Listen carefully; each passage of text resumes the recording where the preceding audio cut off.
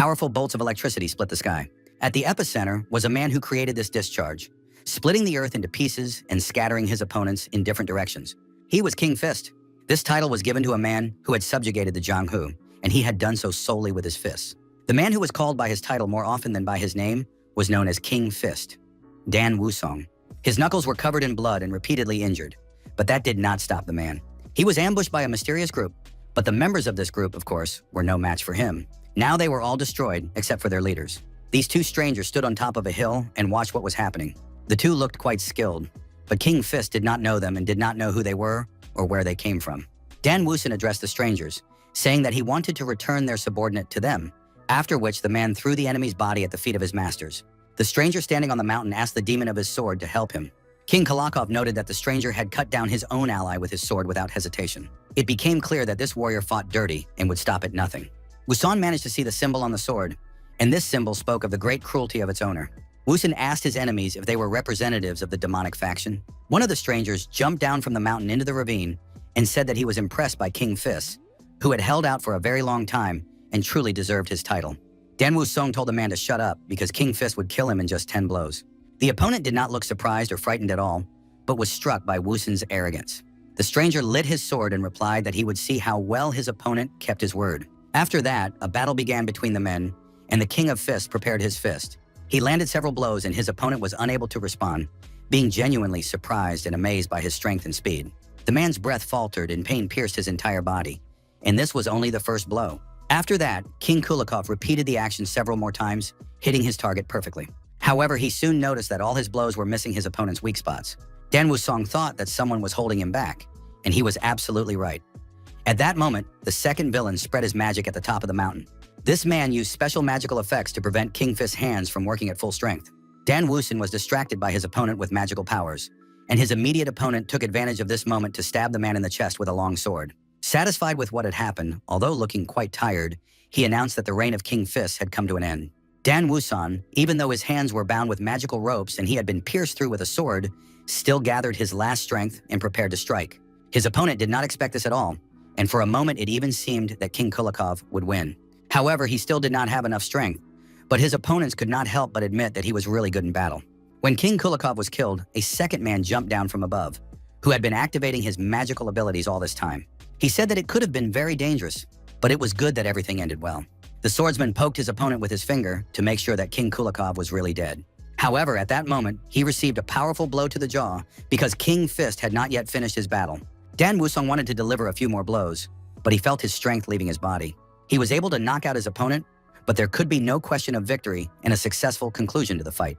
Despite his efforts, King Fist Dan Wusong died at the hands of the demonic faction, and how he wanted to deliver a few more blows. Two birds were flying high in the sky when a powerful flash illuminated everything around them. The events took place in a private estate on Mount Jua. The birds perched near the window and watched what was happening inside. The man in bed was experiencing some kind of shock and strange sensations, and finally saw his assistant, who asked if he was all right.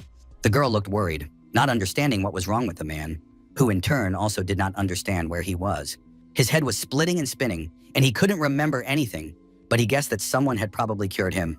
The man looked at his hands and realized that he had absolutely no injuries. The servant asked if the first young master would like some water, which greatly surprised the young man. He did not understand why the servant called him the first young master, and when he looked at himself in the mirror, he was stunned. The water literally flowed backward, and the young gentleman was very frightened. The man touched his face, pulled his cheek skin and hair, thinking that someone had put a mask on his head. After that, the man checked his neck and made sure there was no mask on him, but this did not alleviate his condition at all. Sitting in front of the mirror, he continued to pull at his cheeks, and things went so far that the servants ran to get a doctor. The frightened girl realized that her master looked particularly strange today and was behaving unnaturally. The man sat on the bed in front of the mirror and thought, those two people from the demonic faction couldn't have done this to him. Otherwise, they would have already taken control of the Jianghu estate. But then another question remained unanswered. He had absolutely no idea who the person staring back at him from the mirror was.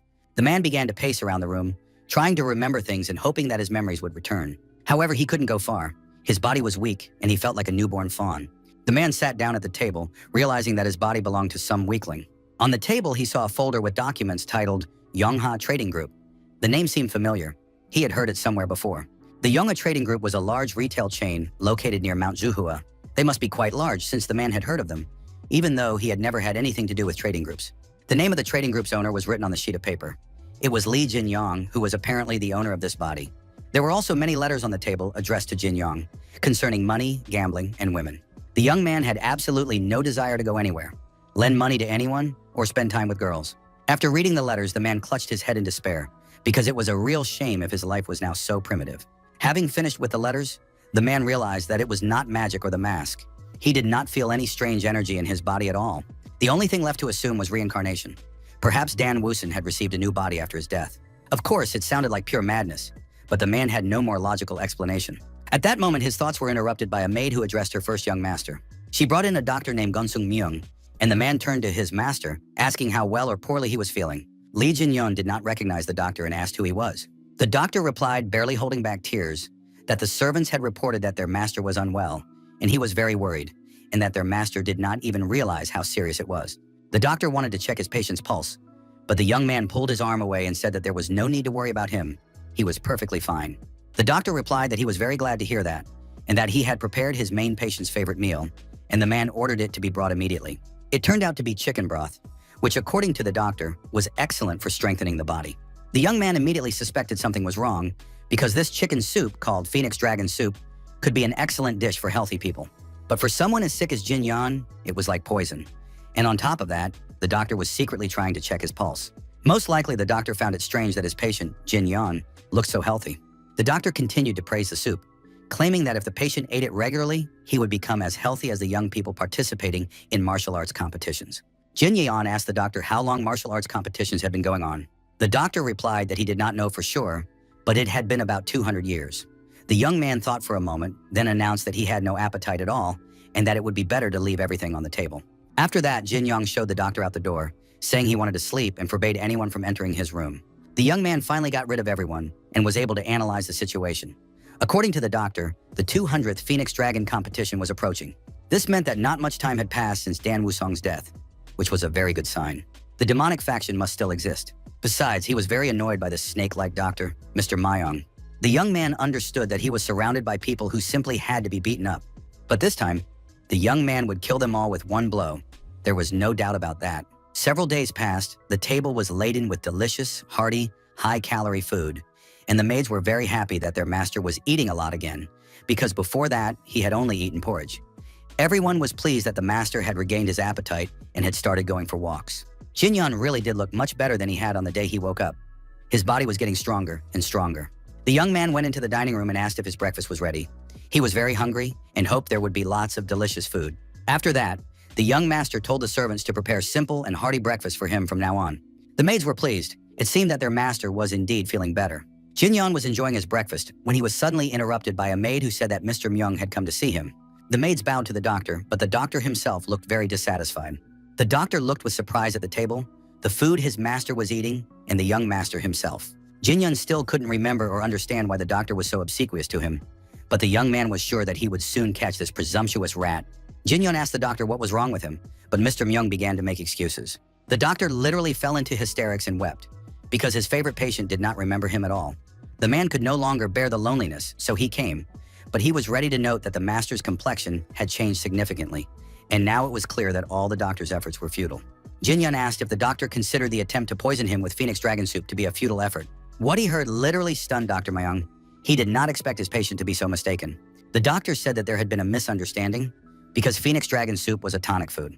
The young man replied that he was very surprised because he thought it was poison, not food. After that, the doctor was literally offended because in fact he was not an enemy of the young gentleman, but his personal physician. The man could barely hold back his tears. He covered his eyes with his sleeves and said that if he was not welcome in these apartments, he would have to leave. The doctor was clearly waiting for his patient to stop him, and soon that happened. The doctor turned around happily, hoping to hear an apology. Jinyon said he did not understand the doctor's behavior, who had come uninvited and was now leaving without permission. The young man did not understand which of them was the master, but seeing the doctor's frightened face, he said he was joking. After that, Jinyon demanded that the doctor bring writing materials from the table because the young man needed to send several letters. The young man said he would dictate and the doctor would write down the letters. Due to Mr. Lee Jinyon's serious illness, I must stay at the estate for a while. Since I am living here for so long, please advise me on what to do next. The doctor's face turned red, and the young gentleman asked why the doctor had stopped writing down the dictation. The doctor tried to say that nothing was wrong and that the gentleman was simply imagining things. In general, Dr. Myung was attentive and ready to continue writing. Suddenly, something stabbed Dr. Myung sharply in the neck, and the man did not have time to realize what had happened. Jin Young turned to his doctor and said that he was no longer the weak patient he had been before. Dr. Myung began to wriggle and ask what his master meant. Jin Young began to explain, saying that first of all, they needed to focus on the Phoenix Dragon Soup. For healthy people, it can indeed be an excellent tonic. However, for a patient as sick as the young man, this soup was pure poison. The doctor should have known this, and indeed, Dr. Myung knew that his patient's energy was in complete disarray after eating the soup. In addition, Jin Young noticed how the doctor tried to check his pulse, even though he claimed that he was simply concerned about his patient. But the most important fact, which also did not escape Jin Young's attention, was that when the young man said he had no appetite, that he wanted to sleep, and that everyone should leave him alone, the doctor gave himself away. When the young man said he had no appetite, that he wanted to sleep, and that everyone should leave him alone, the doctor gave himself away. Gon Sung Myung wanted to kill the patient so badly that he couldn't even hide his intentions. Obviously, the doctor was not acting alone, and now his master demanded that he write the name of the person who gave him the order to kill Jin Young on the envelope. The doctor continued to wriggle out of it, saying that he didn't understand how his master could suspect such a kind person as him, and why his master was treating him so cruelly. After that, the doctor shed a tear, secretly hoping that his patient would believe him, take pity on him, and stop trying to find out the truth. But Jin Young said that the doctor had finally shown his true colors, but the doctor replied that he was just trying to let the young man go with dignity. After all, there was no other way out, and if necessary, Dr. Myung was ready to kill all the servants and force them to remain silent. Jin Young was no longer going to listen to the traitor's nonsense and struck his doctor in the neck. After that, the young man wanted to continue his breakfast, but suddenly felt that his hand was not quite right. It was surprising because he was in terrible pain. It turned out that he had a rather pitiful and weak body. Jin Young understood that he needed to quickly regain his strength because even such a blow was painful for him. The young man wanted to regain his strength, and once he did, it would no longer matter who was behind all this. And even if it was Yunha's trading group, he would deal with it, and he would also need to study Dr. Myung. But Dr. Myung, lying in a pool of his own blood, could not help him, of course. However, he was suddenly struck by a severe headache.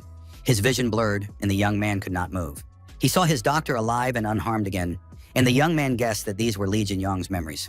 And now, after reviewing these memories, the young man could finally learn a little about his past.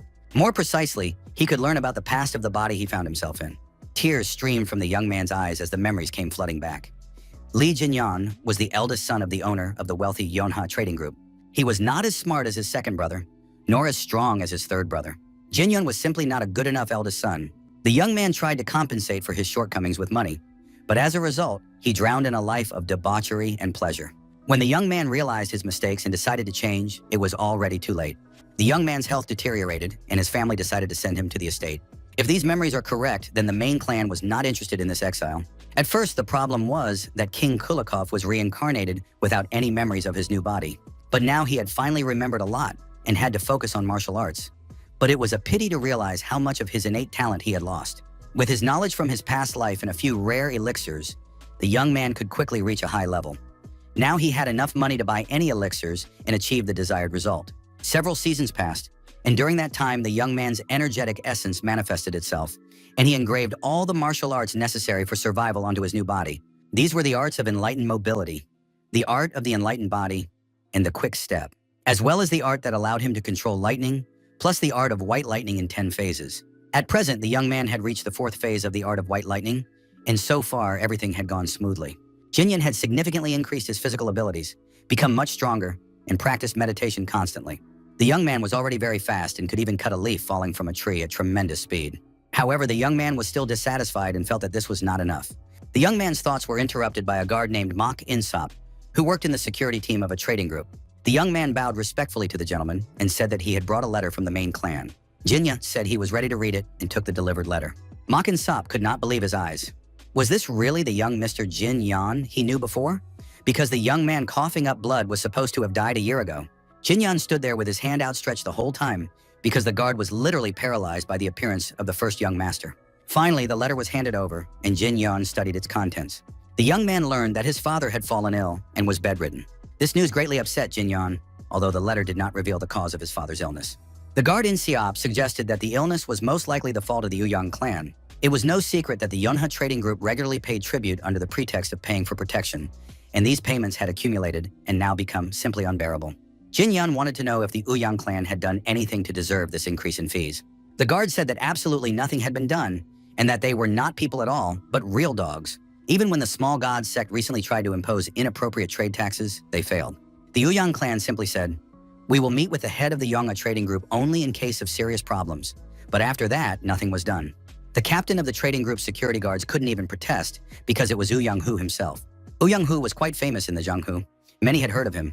He was a fairly powerful man with great authority. Jin Yong understood that Uyang-hu considered trading groups like theirs to be beneath everything else, so they just needed to deal with the Uyang clan. The guard was surprised to hear that Jin Yong was going to deal with the Uyang clan, but it turned out that there was another reason for the master's father's collapse. It turned out that the second and third brothers had fought with swords, and after the father saw this, he immediately fell ill. This, of course, sounded very strange, but the father was so enraged that his health could not withstand it. He couldn't believe that his sons would fight in front of him, and with swords at that. Jin Yon understood that this did not concern him and that he was not in any danger, but still the young man could not just sit and watch from the sidelines. Jin Yon told the guard to leave him a letter, and Inseop continued to be surprised because the eldest son's behavior had always been completely indifferent to his loved ones. But then the young man stood up and seriously declared that he would go himself to meet his father and deal with the rest of the family problems. Inseop was very convincing, gesturing and describing everything in detail, although his listeners did not believe a single word. The guard told his comrades that the first young master had changed a lot. He had become a perfect martial artist. His body was simply amazing. The guards literally imagined young master Jin Yon as a young man weakened by alcohol and partying, completely incapable of defending himself and a complete failure.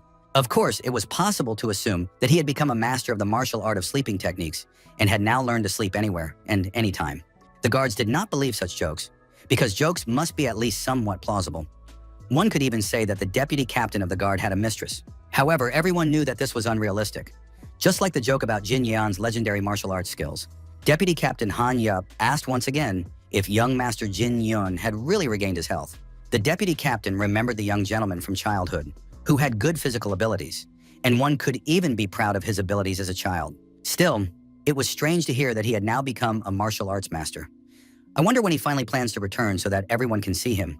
Just then it was announced that young Master Jin Yun had arrived, and now it was clear that the truth would come out. The guards went to greet the gentleman, although they did not like it because they did not consider it necessary to honor this worthless person. But Han Yap told them not to forget who feeds them and to hurry up and go meet him. Jin Yun stood near the entrance to his family home, where he had spent his childhood. Everything looked very rich and seemed absolutely insane. Jin Yun had only heard stories about the Yonha trading group, but he couldn't believe that they were really that powerful, and now he had become a member of this wealthy family. Jin Yun told the maids that he would go to his father himself and advise the girls to go rest, which was also simply astonishing to the servants. Jin Yan walked around the estate, examining and studying it, and the young man had a chance to get his bearings a little. However, it was still strange that no one had come to greet their master. All the guards lined up in orderly rows and congratulated the young master Jin Yan on his safe return home. The vice captain of the security detachment, Han Yop, stepped forward and bowed before his master. The man greeted his master and noted that he had become almost unrecognizable. Han Yop said he was glad to see his young master strong and healthy. However, one of the guards thought that the vice captain had no pride at all. After all, the arrogant Jin Yan always looked down on his subordinates and only gave sharp commands. He would still laugh at his subordinates now. Jin Yan looked at the captain of the security guard group with warmth in his eyes. After that, the young gentleman held out his hands and said that it was a very warm welcome for a problematic person like him. Jin Yan thanked everyone present for the solemn meeting. The guards couldn't believe their ears. Their brains were literally boiling. Did this good-for-nothing idiot really thank them? Insop said that he had warned his comrades. The eldest young master had changed a lot. The other guards agreed that they did not recognize their master. Hanyup also noted that the master's eldest son now seemed to him not an enemy, but rather an ally. The vice captain of the guards led Jin Yap to his father's room and said that he had already warned the master of the house of his arrival. Jin Yap thanked him for everything, but then a loud voice rang out from a young man who had approached. It was the third brother, Li Jae-yong. He greeted his lazy older brother. However, he immediately noted that his brother's expression was now completely different. And now even the older brother could look menacing. Han Yup remembered how the third brother used to bully his weak older brother and thought that Jin Yun would probably be beaten by his brothers again, as he had been before. The vice captain, holding his younger brother's hand, said how good it was that the two brothers had finally met after a long separation. They must have really wanted to see each other again. However, this action greatly angered Jaeyon, who punched the guard in the face, saying that he had no right to touch his body and that the guard was taking too many liberties. Jaeyon said that he had had enough of his talentless older brother. Was the deputy captain also going to behave like a jerk? Jin Yong silently watched what was happening, wondering whether he should teach his younger brother a lesson right away so that he would never even dare to look him in the eye. Jin Yong didn't put off this wonderful event for long and slapped his younger brother. The blow was so strong that Jaehyun fell to the floor in the middle of the hallway. He looked at his older brother, not understanding what was happening. Jin-young put his hand on Jaehyung's shoulder and said that he had been very agitated on the way there. The young man began to gradually squeeze his brother's shoulder, who could no longer restrain himself, and called him a damn psycho. Jin-young, without letting go of his brother, said that he should not call him a damn psycho, but his older brother, and that the lesson had been well learned. A group of security guards buzzed like a swarm of bees. They gathered in the hallway instead of doing their job and were discussing something intensely. Lee Hwa-yeon, the middle son, was walking down the hallway at that moment and noticed the noise. The young man asked the vice captain of the guards what was happening near his father's room. Han-yup replied that a quarrel had broken out between the first and third young masters. The third had provoked his older brother. The young man asked why the guards weren't stopping the fight, because the older brother would now suffer at the hands of that nasty Jaehyun. However, the opposite was true. Jin-yeon continued to beat his younger brother, causing him physical pain, but at the same time did not allow him to scream and make noise under the door of his sick father. Soon, Jin-yeon noticed that their middle brother had approached them, who was now just as surprised as everyone else. In the end, the brothers decided not to stand in the hallway outside the door, but went into the room to talk and enjoy some tea. Hwa-yeon greeted his older brother and said he had heard about his return. The young man noted that his brother looked perfectly healthy. Hwa-yeon's arm was wrapped in bandages, and his older brother guessed whose doing it was. He approached Jaehyun, who was just beginning to come to his senses, and slapped him again. The blow was again powerful and painful. Jin-young beat his younger brother and told him that he should not raise his sword against his brothers if he did not want to be beaten. Jaehyun was forced to say through tears and humiliation that he understood everything and would never do it again. What surprised the boy most in this situation was that he was beaten by Jin-yeon, who had always been very weak and regularly received beatings himself. The second brother, watching all this from the sidelines, noticed how strong the eldest had become and how cruelly he had punished and humiliated Jaehyun. Hwa-yeon asked his older brother what had really happened at the estate, since his older brother now looked like a completely different person. Instead of answering, Jin-yeon picked up one of the documents lying on the table. It turned out to be a list of employees to take with him to the conference the next day. One of the employees on the list was Dr. Gansun Myung. Jin-young had previously wanted to know who had sent Dr. Myung to his grave, but now everything became clear. The person who recommended everyone, from the deputy security commander to the guards at the entrance gate, as well as the doctor, was none other than Woo-young-hoo. Jin-young turned to his brothers and told them to confess immediately if any of them were working with the Woo-young clan. Hwa-yeon, who was the supervisor, said that this was impossible and that it was not worth thinking that way, while Jaehyung noted that it was simply ridiculous to think that way. Jaehyung was ready to die rather than allow a member of another clan to take over their business, because the Yonha trading group was a precious business that his father had built up over many years. Jin-young said he was very happy to hear this from his brothers. The young man was pleased that he would not actually have to kill one of them. After that, Jin-yeon asked whether senior officials would be attending tomorrow's conference. Receiving an affirmative answer from his brothers, Jin-young said that in that case, he would also attend the conference. And before the brothers had even had time to recover, the young man left the room, saying that he now had to spend time with his father. Hwa-yeon couldn't understand what had happened at the estate that made their brother so strong and confident, and Jaehyung regretted that he hadn't spent all that time on Mount Juhwa. Finally, the doors closed, and Jin-yeon entered the room where his sick father was. Lee Seong-min was happy to see his eldest son, who had not made his father very happy in previous years. The sick man asked what the noise was coming from outside his door in the hallway. However, the young man did not explain anything. Jin-young said that he had heard that his father's illness was related to stress, and Seong-min confirmed that he had always been under stress, but now his aging body could not cope with it. His father touched his eldest son's face with his hand and said that he had changed for the better and now looked different. Was this really Jin-yeon? Despite his illness and poor health, Lee Seong-min was very happy to see that the first young master was in good shape. Jin-young confirmed that this was indeed the case, but something still felt strange to him. He remembered growing up without parents, so he didn't know what it was like to have a father. After all, he had been given up for adoption, and in that life, he had been unlucky with his family. And now, with his new memories of Lee Jin-yeon's childhood, he knew that his father had always been there for him.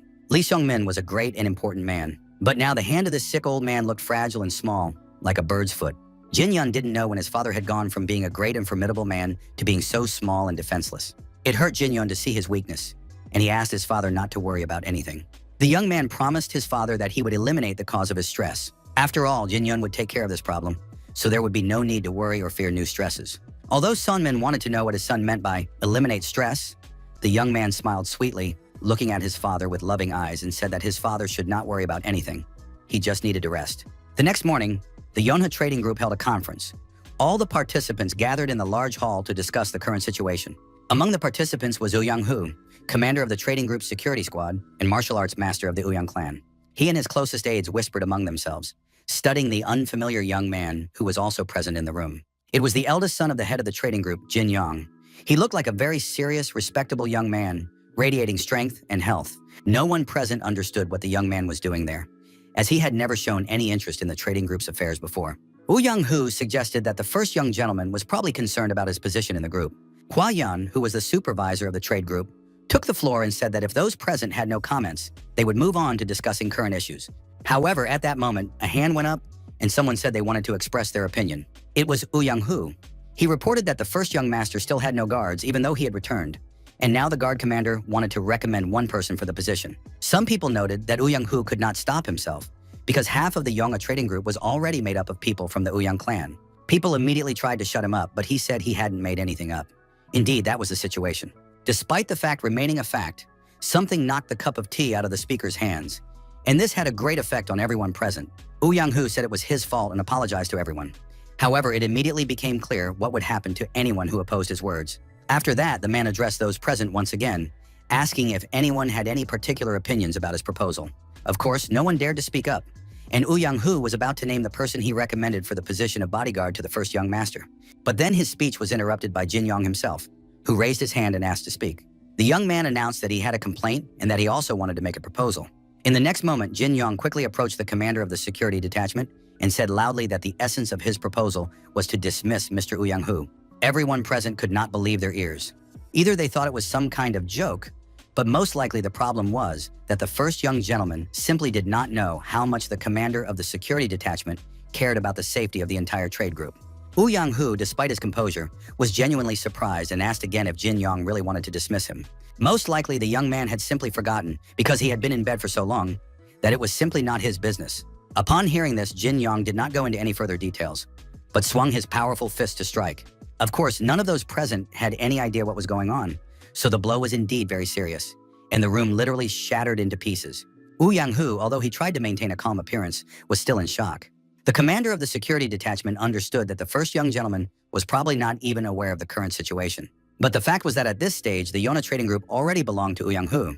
The day before, when Jin Yong left his father's room, Hwa-yeon was waiting for him. The young man wanted to know why his brother was planning to join the general meeting, because in reality they were just a simple group of merchants, and the Uyang clan was out of their league. Jin Yong stopped and asked his brother if he knew what happened when people underestimated the martial arts master Jung-hoo. Those who underestimate and make such incorrect assumptions are likely to be devoured. Jin Yong suggested looking at the current state of the Yonga trading group. After all, right now, an absorption was taking place before their very eyes, which they might not have noticed. Hwa-yeon analyzed the situation and agreed that his older brother was right. The young man did not notice when the Uyang clan grew to such a large number within their group. Jin Yong, seeing the concern on his younger brother's face, said that he should not worry, because now his older brother would take care of it. Hwa-yeon was very happy to hear these words and said confidently, "I hope that will be the case." And now, at the meeting, the young man watched how his brother planned to deal with the Uyang clan. The clan representatives jumped up from their seats and armed themselves with swords. They were frightened by Jin Yong's behavior. Young-hoo himself understood that the eternal troublemaker had probably finally gone completely mad and was therefore behaving this way. But then Han Yeop intervened in the quarrel. He drew his sword and told the clan representatives to move back to a safe distance, because they did not dare to draw their weapons against the young master. In addition to him, several other guards surrounded Jin Yong, making it clear to everyone present that this young man was under their protection. Jin Yong agreed with the deputy captain, because it was indeed insolent to draw swords against him in his own house. How dare these people point their swords at their employer? Or have they simply forgotten their place? Jin Yong addressed the representatives of the Uyang clan directly and asked if they really wanted to die right now. Jin Yong announced that he felt a little guilty towards Young-hoo, so he could accept their unworthy behavior as compensation. Young-hoo wanted to know what the first young master felt guilty about. The young man replied that he felt guilty for ruining the clan's retirement plans. Jin Yong said that Dr. Myung was supposed to kill him when the young man came for treatment, on Young-hoo's orders. In addition, Young-hoo pitted the brothers against each other, because when there was enmity between them, everything became much easier. As a result of all this, the head of the family, Mr. Lee Seong-min, became seriously ill and took to his bed. It would have been enough to influence just one of the sons. Young-hoo could have taken control of the Yonga trading group without lifting a finger and controlled them like puppets. Young-hoo interrupted the young man's speech with loud laughter, saying that the young master had a very vivid imagination. Jin Yong continued. He said that, unfortunately, Dr. Myong, who was originally supposed to kill him, had died at the hands of Jin Yong. It was from that moment that the fate of the entire Uyang clan began to change. The clan leader's gaze became more wary, as he realized that the young man was not just fantasizing. Young-hoo couldn't believe that Dr. Myung had died at the hands of this young man. However, Jin Yong said that there was no need to mourn him. he had killed the doctor with a single blow. Jin Young continued, saying that if Yang-hu wanted to take over a large trading group, he should have tried harder. Now the young man would file a lawsuit for compensation for the damage that had already been done. Yang-hu suddenly realized that this was not just nonsense, but he could no longer restrain himself because he had heard enough, and his hatred spilled out. In one leap, the man jumped up, prepared to attack, and activated his energy, getting ready to strike. Jin Young was completely calm. He had enough time to block, and the two opponents met with their fists. The blow was so powerful that those present were forced to cover their faces and hide from the consequences of the blow. Yang-hu noted with surprise that his opponent had used lightning energy. Could this weakling have studied martial arts? Both men landed on their feet, ready to continue fighting each other. The representatives of the Yang clan were surprised by the fact that the young master knew martial arts. He was able to block the blow of the security captain himself. Jin Young told Yang-hu that he shouldn't have hit him because the young man had just finished his treatment. However, the young man was willing to turn a blind eye to this because the fight had already turned into an official duel. Yang-hu was very angry. He considered his opponent arrogant and overconfident, like a fledgling who had just learned to fly. Yang-hu announced loudly that his guards and witnesses from the Yang clan would confirm what he was about to say. With the consent of the young master Jin Young, an official duel would be held. Yang-hu believed that this was sufficient, but Jin Young wanted them to say and confirm that this duel would be to the death. Yang-hu noted that his opponent seemed to have studied in some impressive sect, because in a relatively short time, Jin Young's skill level had become quite decent. But Yang-hu was sure that the guy lacked experience, and now he would show him the difference. Yang-hu began to strike, but the young man calmly dodged them, and it was clear that this was not difficult for him at all. At the same time, Jin Young said that it was foolish to talk about experience, because his opponent needed to live another couple of hundred years, and Jin Young delivered a powerful counterattack. Yang-hu's body flew helplessly and far away. He looked like a rag doll. The man understood that he was dealing with some kind of unreal power, but there was nothing he could do about it. Jin Young said that with his opponent's permission, he would show everyone what a real difference in experience looked like. Jin Young used his enlightened art of movement, and in the blink of an eye, moved from one point to another. Jin Young flew towards his opponent and struck him, but Yang-hu, who had already realized that he had to fight with all his might, managed to raise his sword. And although Yang-hu did not miss any of the blows that rained down on him, he had a very difficult time, and the man began to realize that he was facing a serious opponent. But the situation was rather strange. The young man's tactics were not like those of someone who had just begun to study martial arts. It all looked like the work of an experienced martial arts master. Yang-hu had to use his entire arsenal because his usual strength was no longer enough. The representatives of the Yang clan watched the battle with excitement, believing that Yang-hu would now finish off the young master. Yang-hu himself also declared that he would definitely not lose and activated the three-form sword art. Yang-hu did not want to lose to a mediocre opponent like Jin Young, but the young man responded with a quick shield, and his opponent's attack proved completely useless. Yang-hu couldn't understand when the boy had learned all these techniques. At that moment, Jin Young gathered all his strength in his fist and prepared to strike back at his opponent. The blow was indeed very strong and powerful, and it landed squarely on Yang-hu's jaw. The man did not have time to block it at all and was thrown back. The duel was over. Everyone present confirmed that the duel had been conducted fairly. However, now the representatives of the Yang clan could ask for a rematch. Jin Young dismissed them all and announced that the Yongha trading group belonged to his father, brothers, and the guards and hired men who worked honestly for it. Jin Young's first day at work was busy. There was a lot to do, and the young man wanted to understand the situation and analyze the circumstances himself. Jin Young spent the whole day with the vice captain. They visited all the departments, checked the work, and now the young man thought that his assistant had not left for a minute all day. Han Yap couldn't even understand what was going on with his master. He had been working since early morning and hadn't even had lunch yet. Jin Yan immediately noticed that there was a huge difference between some of the workers. Even just walking through the courtyard, it was clear that the representatives of the Yang clan felt completely relaxed at their workplaces. While some people didn't have a minute to eat because of the large amount of work, others were relaxing and enjoying their working hours. They probably had an easy life because these people were resting at someone else's expense, and therefore the corporation really needed to get rid of such employees. Jin Yan was very angry when he saw such injustice, and he didn't even notice that he was holding a breadstick in one hand. Jin Young understood that this could be a problem. In order for the sales team to continue working well, instead of idlers, it was necessary to hire people who could replace them. In order to find new employees, the young man went to the nearest entertainment establishments. There were indeed many potential future employees there, spending their time drinking alcohol, playing mahjong, and enjoying themselves. Some vacationers recognized the newcomer, for he was the very same weakling, the young gentleman from the Yonha trading group. Indeed, Jin Yan was walking down the corridor, and surprisingly, he did not order any alcoholic beverages and did not seem to be planning to actively entertain himself. The men recognized him but thought he was dead because he hadn't been seen anywhere for a long time. Everyone was curious to see how much money this rich guy would spend on entertainment this time. Part of the premises was blocked off and a prohibition sign hung on it. Jin Yun approached the man standing guard and asked what was going on. The guard recognized him from his past life and greeted the young gentleman, saying that he hadn't been seen in a long time. But now he was glad that the young man had come and would make another generous donation. Jin Young immediately said not to touch him, otherwise he would squeeze all the fat out of the fat man and use it to lubricate the wheels. After that, Jin Young demanded that the door be opened. The fat guard, who really did look like a pig, tried to prevent Jin Young from entering, but as you can imagine, he was unsuccessful. Jin Young went inside. A poisonous fox named Chul Myung-ho immediately recognized the guest and said that he looked great and that the treatment had apparently done the guy good. With him were two brothers, Yuk Jinbo and Yuk Myungbo. They also recognized the guy and greeted him. The three men began to talk about how happy they were to see their friend, who had once been ill, but was now finally recovered. However, they did not even ask how he was doing and greeted him very indifferently. Poisonous Fox demanded that the brothers show more care and respect for such an important guest who had visited them. After all, Jin Young and Chul Myung had been friends since childhood. Although this friendship included one-sided use of physical force and financial exploitation on the part of one of them, Jin Young understood that the modern definition of the word friend among young people had changed somewhat. Myung-ho understood that his friend would want to have fun after a long absence, because there should be some great action after he had been sick for so long. Of course, in reality, it was Poisonous Fox who wanted to party, because he had no one to give him money. So now the guy said he wanted to celebrate Jin Yan's return and had prepared something great for the occasion. Jin Yan remained silent the whole time, and Poison Fox said that it made him angry. Jin Yan continued to remain silent and said what he was thinking. This was clearly not typical for a young man and greatly surprised his former friend. Jin Yan was actually thinking about whether to kill Myung-ho or let him live. In fact, he had absolutely no need for Poisonous Fox. But the young man needed these twins, who carried out all their master's orders.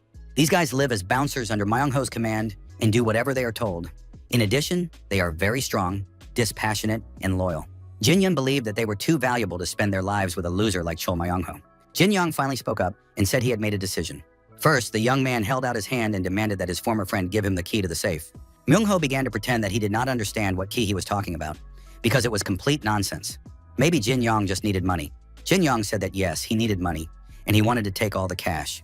When the bags of money were offered to him, the guy started counting. He had once invested thousands of coins in this gambling den, plus interest, plus extortion money and medical bills for being beaten up here. Jin Yun announced that he considered about 100,000 yen to be fair compensation.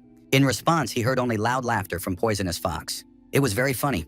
Most likely Jin Yun studied arithmetic while he was recovering. After laughing his fill, Myung-ho said that there was not only 100,000 yang in the safe, but also jewels, gold, and silver. However, none of it belonged to Jin Yan, and therefore he would never receive any of it. If Jin Young needed money, he should just ask his friend, and he would lend it to him. Poisonous Fox put his hand on the guy's shoulder and asked why he suddenly asked for the key to the safe right now. After all, Jin Yun had been ignoring his best friend Myung-ho all this time, and good friends don't do that. Before, Jin Yun had behaved like a weakling only because he was sick, and everyone treated him that way. But now he had come and demanded the key to the safe and was ignoring his friend. Myung-ho continued to shout louder and louder, believing that Jin Yan should pull himself together, because he probably knows who he is dealing with and who Chul Myung-ho is. The Poisonous Fox continued to rant, not understanding what was happening to his interlocutor. Perhaps he had simply decided to die right then and there, but Jin Yan did not react in any way. Perhaps he had simply swallowed his tongue. Myung-ho ordered his bodyguards to pin the bastard to the ground and hit him a couple of times to cheer him up. The Yuk brothers happily rushed to carry out their master's orders. They grabbed Jin Yan by the arms and were about to start beating him, but then Jin Yan raised his head and spoke. It turned out that he had decided to show leniency to Myung-ho. Jin Yun took one of the brothers by the arm and pushed him away. Myung-ho's eyes immediately bulged with surprise. Then the young man threw the guard aside as if he were not a huge man, but a volleyball. Jinbo flew across the room and crashed into the wall, breaking everything in his path. Myung-ho was furious and was going to avenge his brother. He rushed with his fists at Jin Yun, who managed to crouch down, preventing him from striking. In the next moment, the young man counterattacked his opponent with his foot. This blow was not just strong, it was enough to break the bodyguard's leg, who howled in agony. Jin Yan looked at those present, assessing their behavior, and was surprised by what he saw. Both twin brothers, despite serious injuries, immediately got to their feet.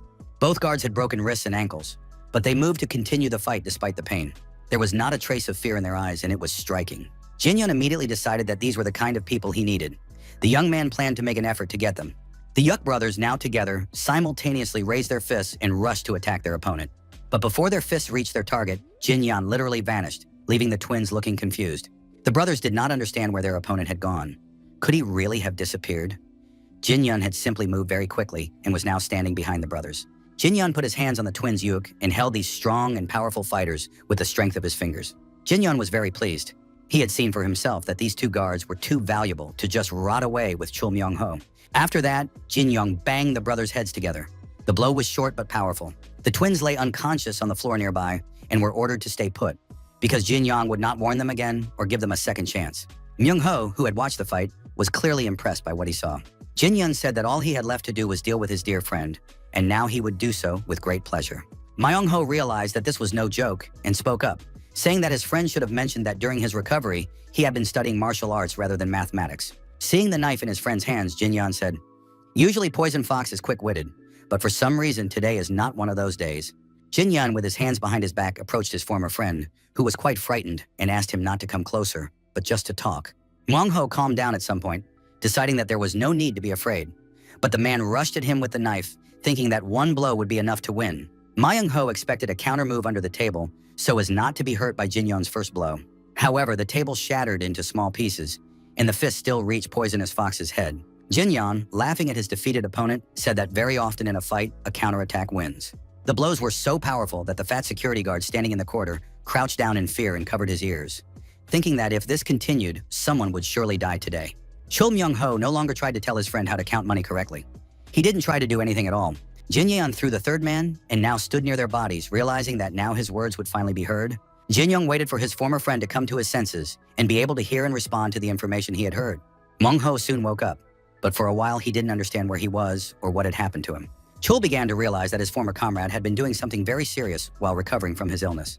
Most likely he had not been receiving treatment at all, but had been training intensively. Most likely this was done for revenge. Myung-ho calculated to his relief that they hadn't gotten along so badly in previous years.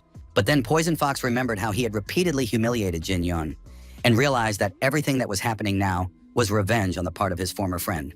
Chul Myung-ho was already able to speak normally, came to his senses, and offered Jinyon something else instead of the key to the safe. He was ready to fulfill almost any wish of his friend. Myung-ho suggested not dwelling on the past because although he had indeed hit Jinyon several times, it had been a long time ago. And besides, they had always been friends as children. After all, they had been close. Jinyon confirmed that they were indeed friends after all, and the Poisonous Fox was able to relax a little. He immediately began to talk enthusiastically about true male friendship, which lasts for years and anything can happen. But now their friendship is what unites them. Myung-ho promised that from now on, there would be no more fights or teasing on his part, and he hoped that Jinyon would not be offended by him. After all, they are true friends, and one could even say that they are closer than friends, like brothers. Myung-ho turned to his twin bodyguards and told them that they should welcome their new older brother, show him respect, and congratulate him on his wonderful transformation. Jinyon did not comment on what was happening yet. He was, so to speak, stunned to hear all this about friends and brothers. Myung-ho hadn't forgotten how Jinyon had humiliated himself for years, kissing his boots and wagging his tail at his every word. The Poisonous Fox was going to grab his twins and get out of there, because with these guys around, he would easily find a new hideout. Jinyon then turned to his twin brothers. He said that when he called someone his brother, he swore for life, and now he wanted to know if the Yuk brothers were ready for such an oath. Jinbo and Myungbo did not answer, but only looked at their master Myung-ho, hoping that he would tell them the right answer. After that, they said aloud that they swore to be brothers and would keep their oath for the rest of their lives. Jinyon announced that everything was fine now, and he could move on to the next stage. If they were all brothers now, they had to decide which one of them was the older brother. Jinyon ordered the twins to leave the room. Now, a conversation would take place between Myung-ho and Jinyon, and it would become clear who was the eldest. The Poisonous Fox was unhappy with this turn of events. However, the twin bodyguards left the room, and now only the two former friends remained. Jinyon said that they needed to decide quickly, and Myung-ho didn't understand what his opponent was up to, remaining very wary. Jinyon smiled pleasantly, saying that now they would immediately clarify all the issues, and everything would become clear. Jinyon stated that Poison Fox had been quite effective with these trusting individuals, but that such behavior would not be tolerated going forward. Jinyon said that from now on, he would take care of their education and clenched his fist, showing how he would do it. Myung-ho already understood that he couldn't handle his friend, so he told Jinyon to just take all the money. Myung-ho was really upset. He had already been beaten up, and now Jin wanted to take his twins away. The situation led to only one conclusion. Myung-ho simply had to die. It would be better if Jinyon killed him. Jinyon didn't wait for another request and immediately kicked Poisonous Fox in the jaw. Jinyon understood that his friend had worked very hard, making money off him and using the help of his twin bodyguards. And now it was really time for Myung-ho to lie down and rest. A series of blows landed on the young man's torso and head. At some point, Myung-ho realized that this was not just talk. Jinyon was really going to kill him, and it turned out that he was going to die now. With his last ounce of strength, Myung-ho whispered that he would give his former friend everything he wanted. Jin-yun wanted to hear the answer louder, and Myung-ho shouted that he would give him the key to the safe, but now he was asking for mercy. Jin-young said that usually those who beg don't speak like that or with that tone of voice if they want to live, but the poisonous fox said not to forget their friendship. After that, his body was thrown with a light movement and flew across the room, landing at the far wall. Chul Myung-ho finally realized that if he did not accept Jin-yun's terms, he would not survive. The twin brothers Yuk leaned over their former master, not understanding if he had really lost, and not knowing what to do now. Myung-ho told the twins that he had lost. From now on, Jin-yun would be their older brother, and they were obliged to serve him well. Poisonous Fox lay beaten and exhausted on the floor, tears streaming down his face. He felt terribly humiliated. Seeing their former master so weak, the twins decided that it would be better for them to live somewhere decent, such as the Yonha Trading Guild, rather than in this crappy gaming spot. However, despite their stubbornness, the twins were not bad people. They had spent a lot of time with their master, Myung-ho, and now there was still a friendly bond between them. They thanked their former master for everything. It took some time before Poison Fox came to his senses. He climbed the steps of the gambling establishment, thinking that the old men were right when they said that one should never mess with black-haired people. Chul Mun-ho walked through the main hall of the gambling establishment. Everyone present whispered. They could hardly recognize this beaten man, did not understand where the twins had gone, and now without the twins, everyone had a chance to take revenge on Mun-ho for all the nastiness he had done over the years. Now that his twin brothers were not around, something solid blocked Myung-ho's path. A shoulder. Chul Myung-ho stopped, looked around, and said that all sorts of scum had crawled out of the cracks to take advantage of the situation. However, they were not facing some weakling, but the poisonous fox himself. And if the men wanted to attack, let them do it right now.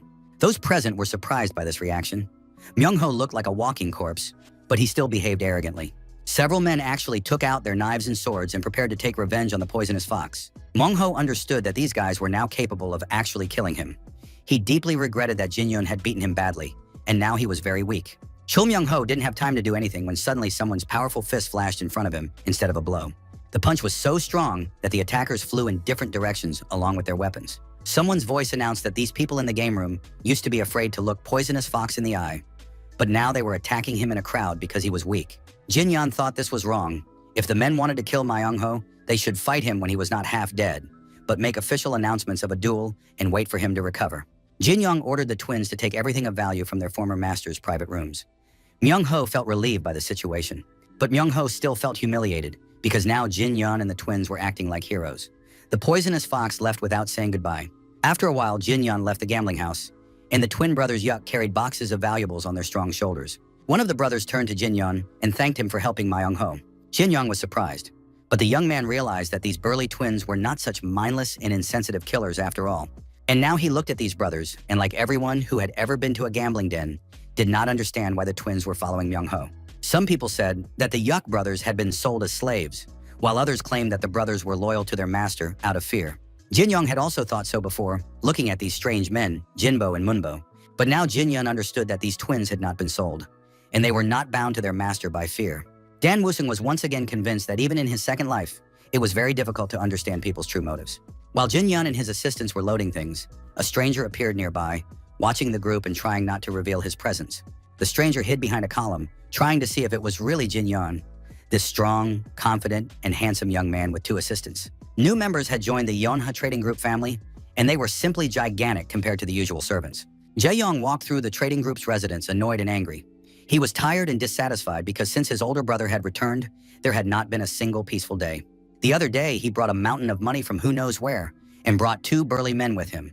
Jin-young announced to his brothers that they could use the twin services, but they had to do so carefully. And now Jae-young saw something unusual again, something that had not been there before. One of the guards drove into the courtyard of the residence in a cart, driving a pair of horses. The cart was loaded with jars, bundles, boxes, and crates of various goods. Hwa-yun gave orders to be careful with this cargo and to put the cart aside because it had brought something important. Hwa-yun, as supervisor, controlled the arrival of new goods, as well as their unloading and accounting. Jae-young ran up to the commotion and wanted to know what had been delivered. He opened one of the boxes and realized that these were the very same century-old elixirs that people had been lining up for since dawn. At that moment, the head of the family appeared in the courtyard of the residence with his assistants and said that he had ordered all of this. Hwa-yun rushed to his father, saying that it was still difficult for him to go outside and that it would be better if his father stayed in his chambers. However, Lee Seon-min replied that he was feeling much better. Jae-young asked his father what he was going to do with all these elixirs. Everyone knew that Jin Yun had asked for only one elixir, but many more had been purchased. This meant that at least one of the elixirs would go to Jaehyun. But the young man was mistaken. It turned out that absolutely all the elixirs had been bought for his older brother. Jaehyun did not hold back his irritation. He lashed out at his father, asking how it was possible that absolutely everything was intended for Jin Young. His father said that this was indeed the case because, in his opinion, one elixir was not enough to change the fate of the entire trading group. Considering how much money had already been spent on the Uyang clan and some minor deity, it was not that much.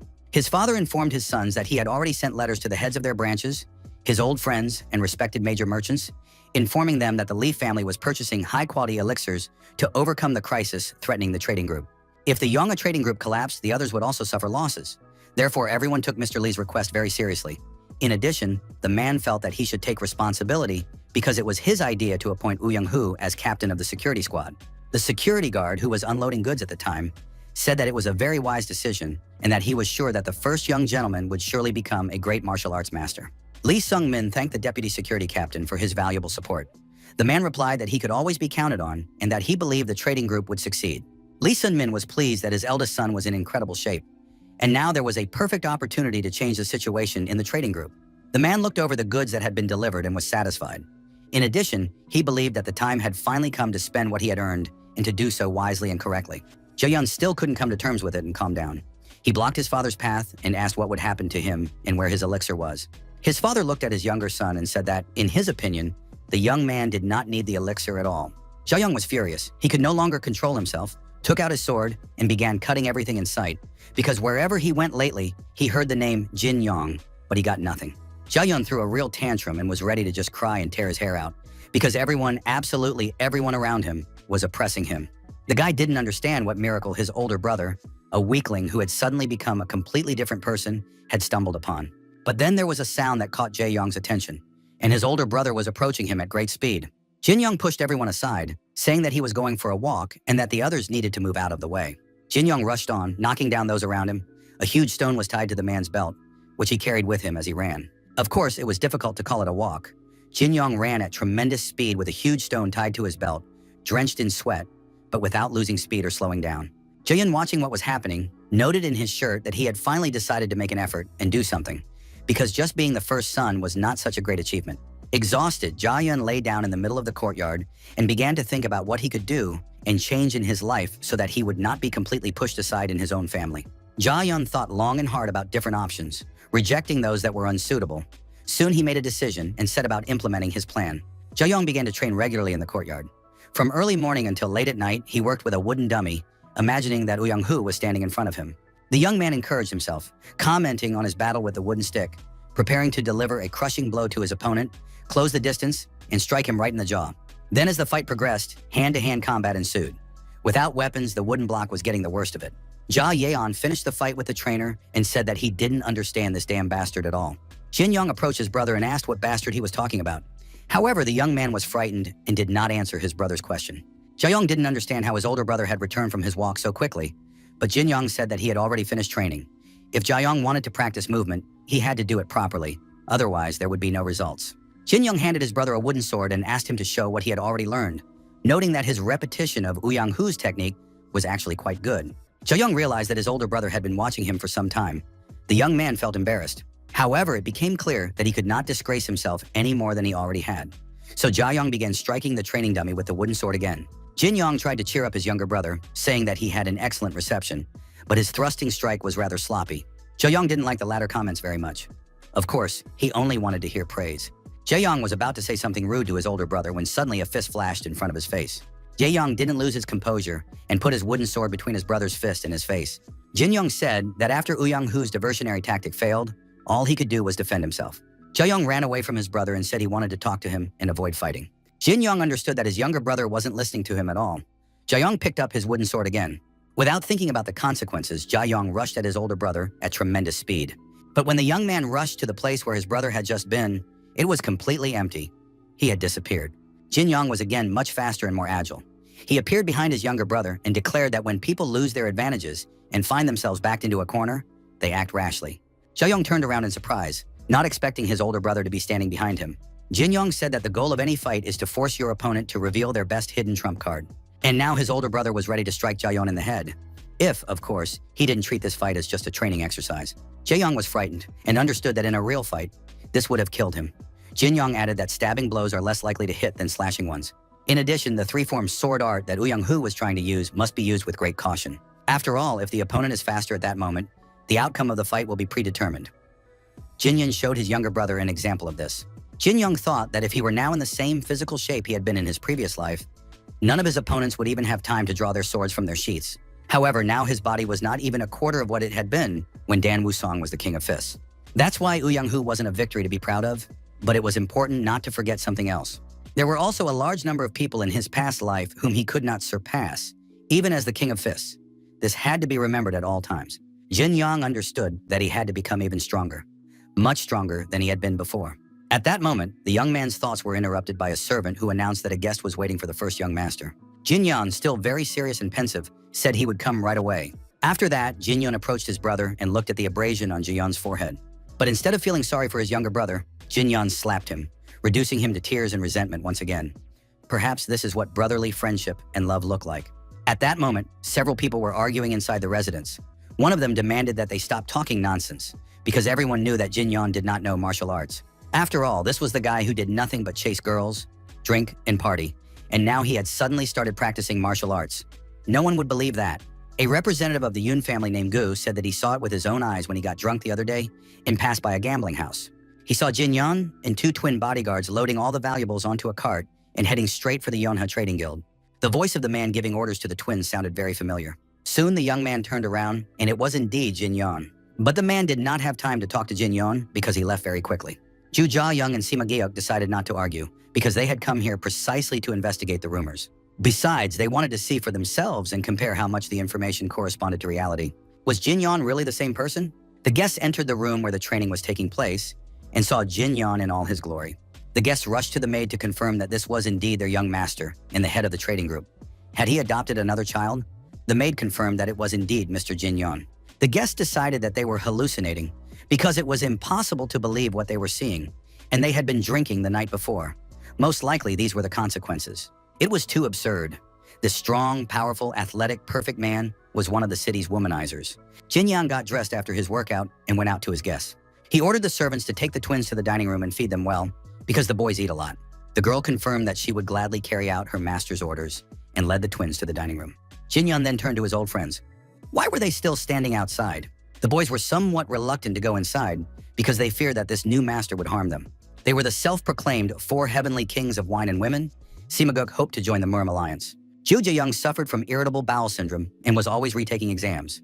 Gu Yoon, a representative of the West Wind Security Agency and the youngest heir to his family, led this group of Jin-young. Who were the members of the womanizing group? They all gathered when they heard the incredible rumor that their friendly loser friend had returned. There was complete silence at the table. Everyone ate in silence, not knowing how to start a conversation. Jin-young didn't really want to start a friendship with them again. In his memories of the past, he remembered what they used to do. They were always hanging out, talking about drinking and women. They also called themselves something like four drunk idiots or something similar. Finally, Ja-young broke the silence and said that they had come to visit their friend after learning that he had returned. Jae-hama noted that his friend really did look very good, even better than before, but he had a rather stern look on his face. Gu-young admitted that he still couldn't believe that this muscle-bound hunk was really his friend. Had Jin-young been training non-stop all this time? Gyewook understood that such a level of physical fitness could not be achieved through training alone. Jin-young admitted that it was all thanks to the martial arts he was now practicing. His friends had already heard about how Jin-young defeated Woo-young-hoo. Everyone wanted to know who had taught him martial arts because it was impossible to learn it on your own. Jin-young said he was just lucky, but his friends thought it was one of those fateful encounters you only hear about. Jin-young hardly commented on his friends' questions, giving them the opportunity to fill in the blanks themselves. Ja-yang asked what their friend would do now and what his plans were. Jin-young said that he still had some debts to pay off. In the meantime, he would help his father's trading group and prepare himself. Right now, he was interested in nothing but becoming stronger. His friends did not understand what had happened to their partner. Perhaps they had come to the wrong house because it was practically impossible to change so dramatically. Gyewook remembered how his friend had announced that he was going away somewhere to recover. In reality, it was practically exile because the young man had greatly disappointed his father. Gyewook supported his friend at the time, saying that it wasn't such a bad thing and advised Jin-young to use this time to recover and change. Jin-young said that it would indeed be great to change and become a different person. And now Gook watched with satisfaction as his friend had indeed changed a lot and become a completely different person. All of his friends agreed that huge changes had taken place and that it was worth celebrating.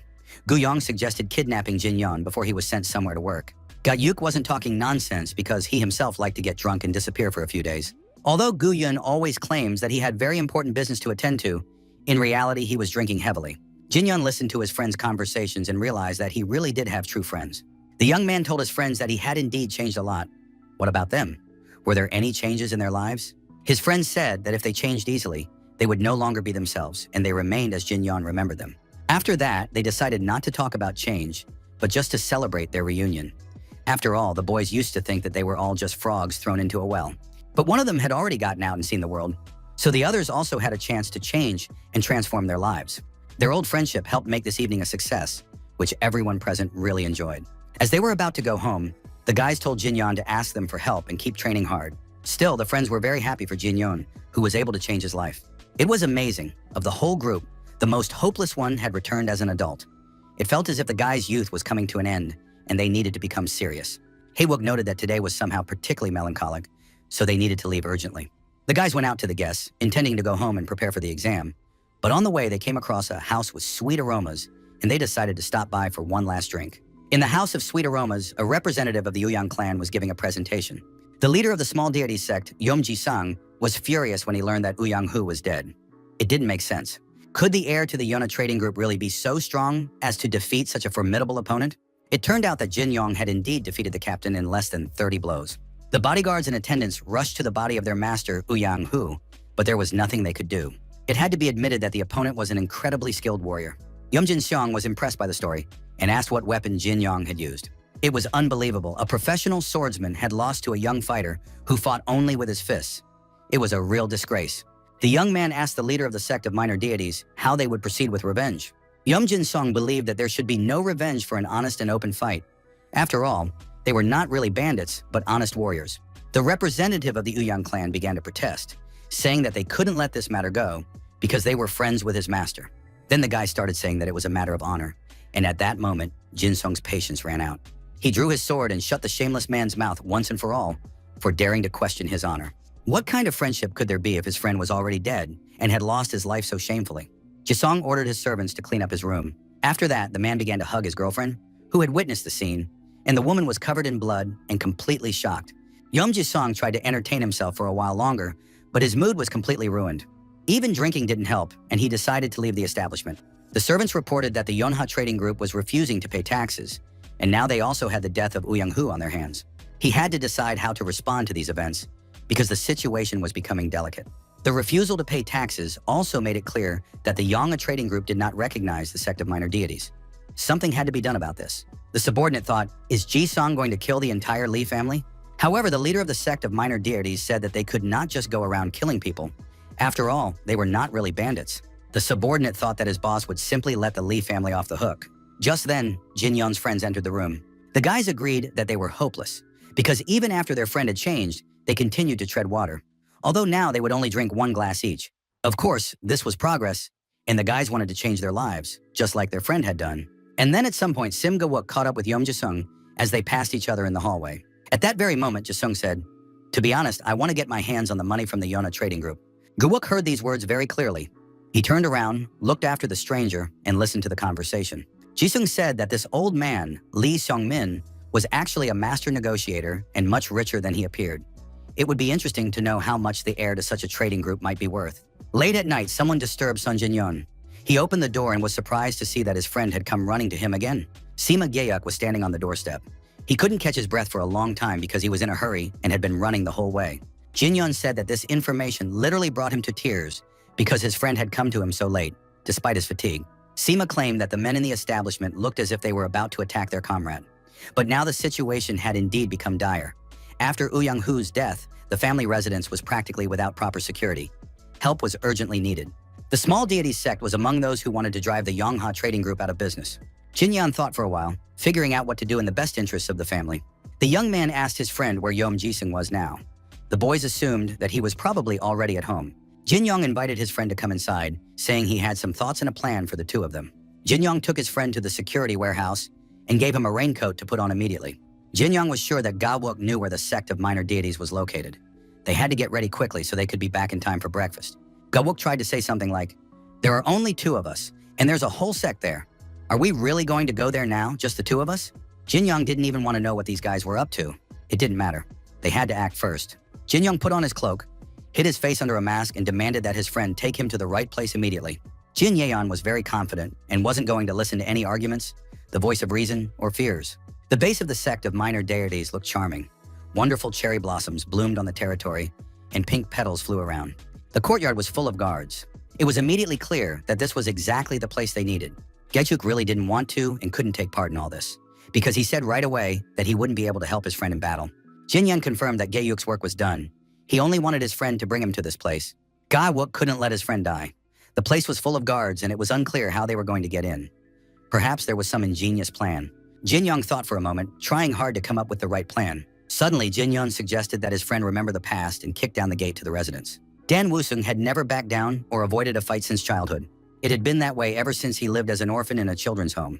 Later, as a teenager, he wandered throughout the region. Even when his strength helped him take the throne of King Kula, he did not avoid battles. And now, having knocked down the entrance gate, Jinyoung entered the residence and immediately attracted the attention of the guards. Wherever he was, Dan Woo-sung was a man who enjoyed fighting.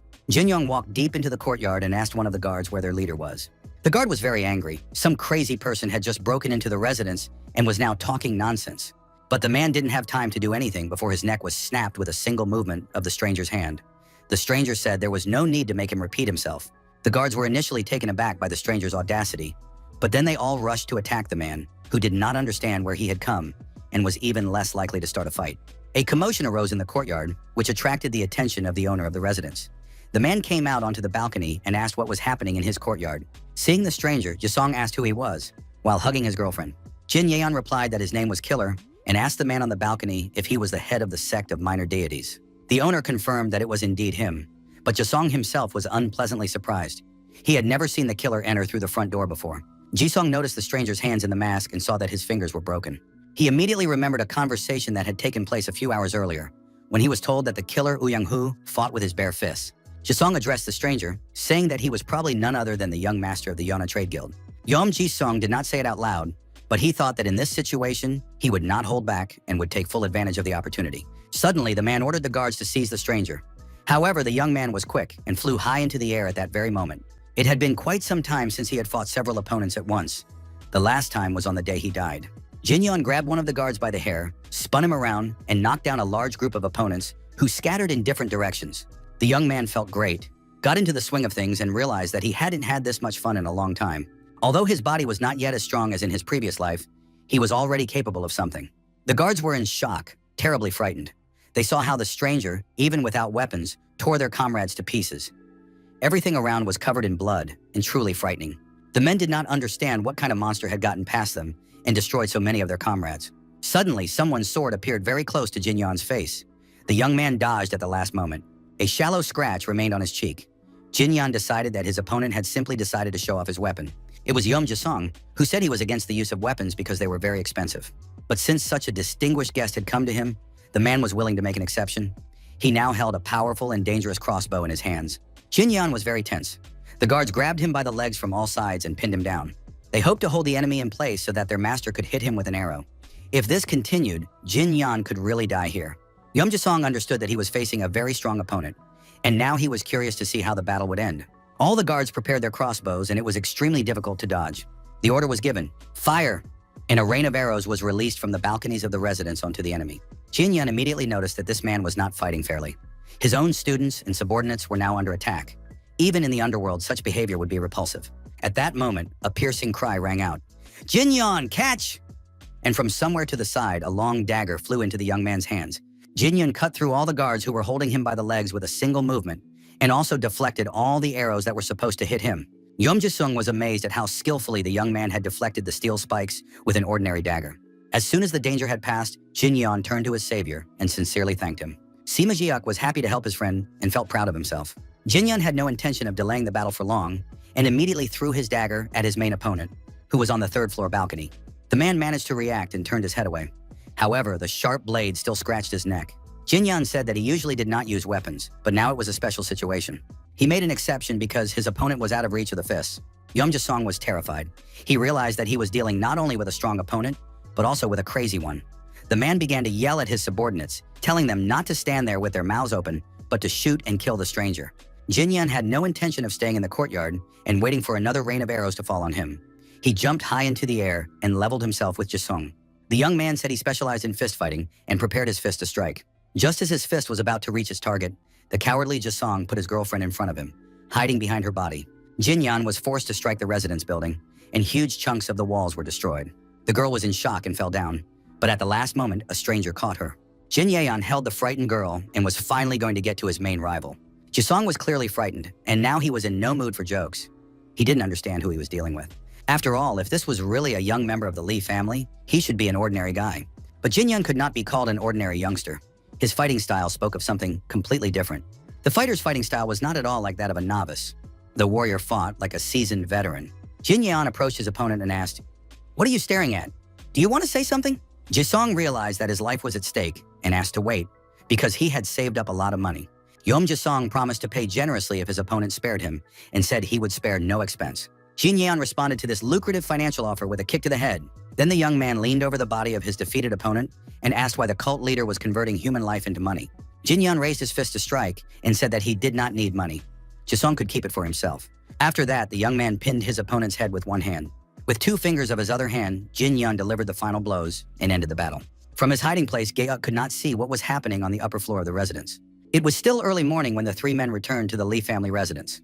Gaeuk accompanied the girl home, while Jin Yeon was going to move on and solve the next problems. The young people said goodbye and went their separate ways. Suddenly, the girl called out to her escort and asked if he was really Simguk. The guy took off his mask and asked how she had guessed. The beauty said that she had often seen him in the house of sweet aromas and also knew that he was a close friend of Jin Yeon. Then the girl suddenly bowed her head in a sincere bow and thanked her savior, saying that next time she would definitely treat him to a bottle of fine wine. Gaeuk was certainly proud. He was pleased, but he said that he had done nothing to help her win, and besides, Jin Yeon no longer wanted to come to such establishments. The stranger confirmed that Jin Yeon had indeed changed a lot. Gaeuk realized that he also needed to change, and soon. After all, his closest friend had become a different person, and Gaeuk cherished their friendship and did not want to lose their good relationship. A delicious, nutritious breakfast awaited Jin Yeon when he returned home. The young gentleman sat down at the table with his servants, his twin brothers, and told them to eat and not be shy. In addition, Jin Yeon told his brothers that they could eat anytime they felt hungry. This was a very cool rule, and the brothers confirmed that they were ready to eat even 7 times a day. Jin Yeon also enjoyed his breakfast and confirmed that the Yuk brothers could eat at any time. The men noticed the cut on their master's cheek and asked what had happened to him. Had something unusual happened during the night? Jin Yeon said that nothing terrible had happened, although the attack had indeed come as a complete surprise. The young man was ready to admit that the crossbow shot had momentarily confused him. In his previous life, something like this would never have happened to him. To maintain his leadership of the guild and prepare for the demonic threat, Jin Yeon must become even stronger. The young man understood that he needed to add something more than simple training. At that moment, a servant reported that a shipment had been delivered to his master. Jin Yeon wasn't expecting any deliveries and was very surprised to hear this. The young men delivered a box along with a rag bundle. First, he began to unpack the box. Inside was a letter from his friend Gu Yun. It said that after they parted ways, the guy went to a tavern and drank only 1 glass. This was huge progress. Jin Yeon smiled as he read the naive letter. But in reality, Gu Yun had stopped by to deliver what Lee Seon-min, the head of the family, had asked him to. However, the guy got distracted and forgot to leave the gift.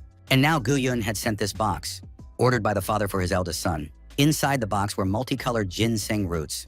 Thanks to them, Jin Yeon would definitely become stronger and be able to protect everyone around him. Jin Yeon took out one of the roots and said that it looked as if it were already 500 years old. And if everything went well, the young man would reach the 5th phase of the white lightning art.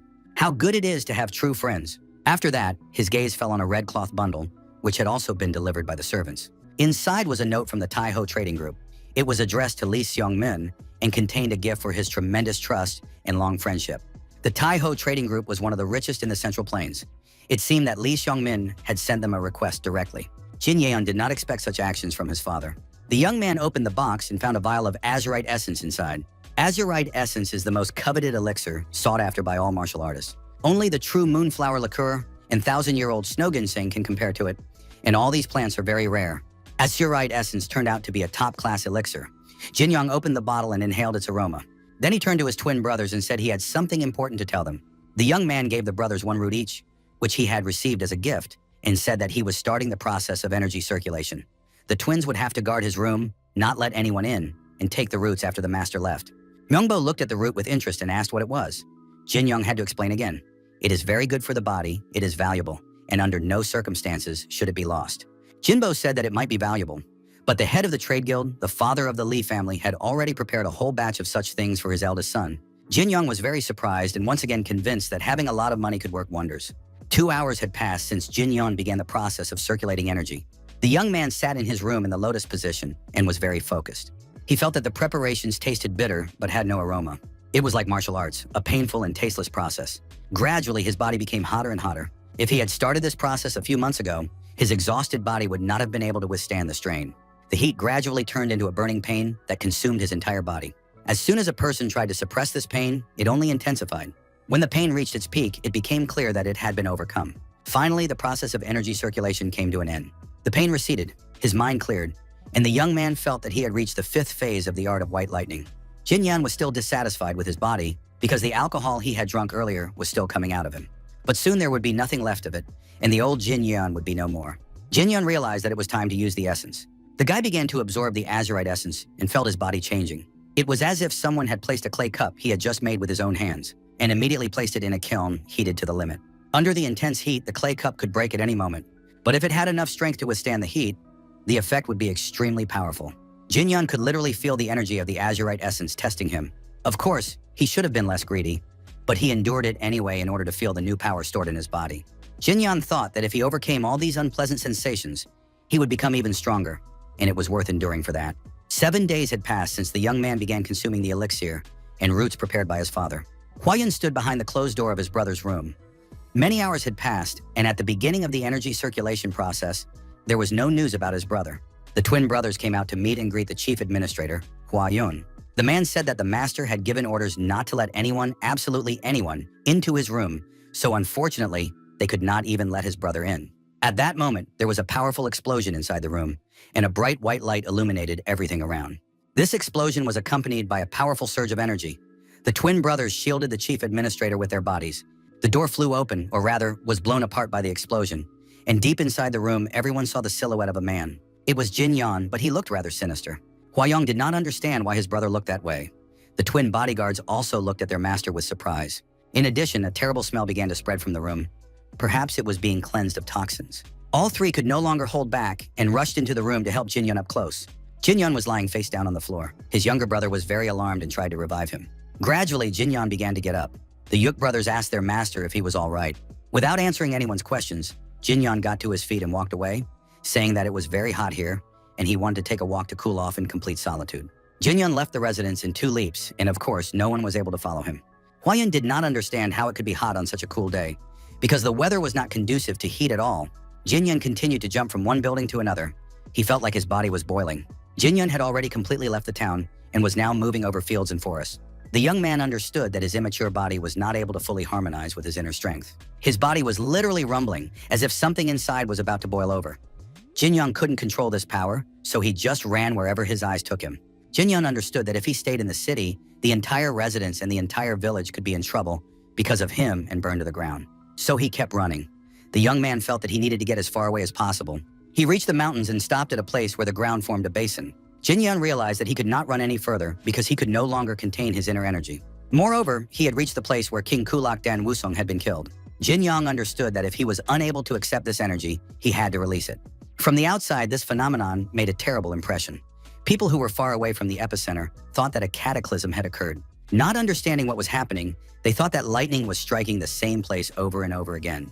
When the electrical discharges ended, a completely exhausted young man stood in the middle of the epicenter.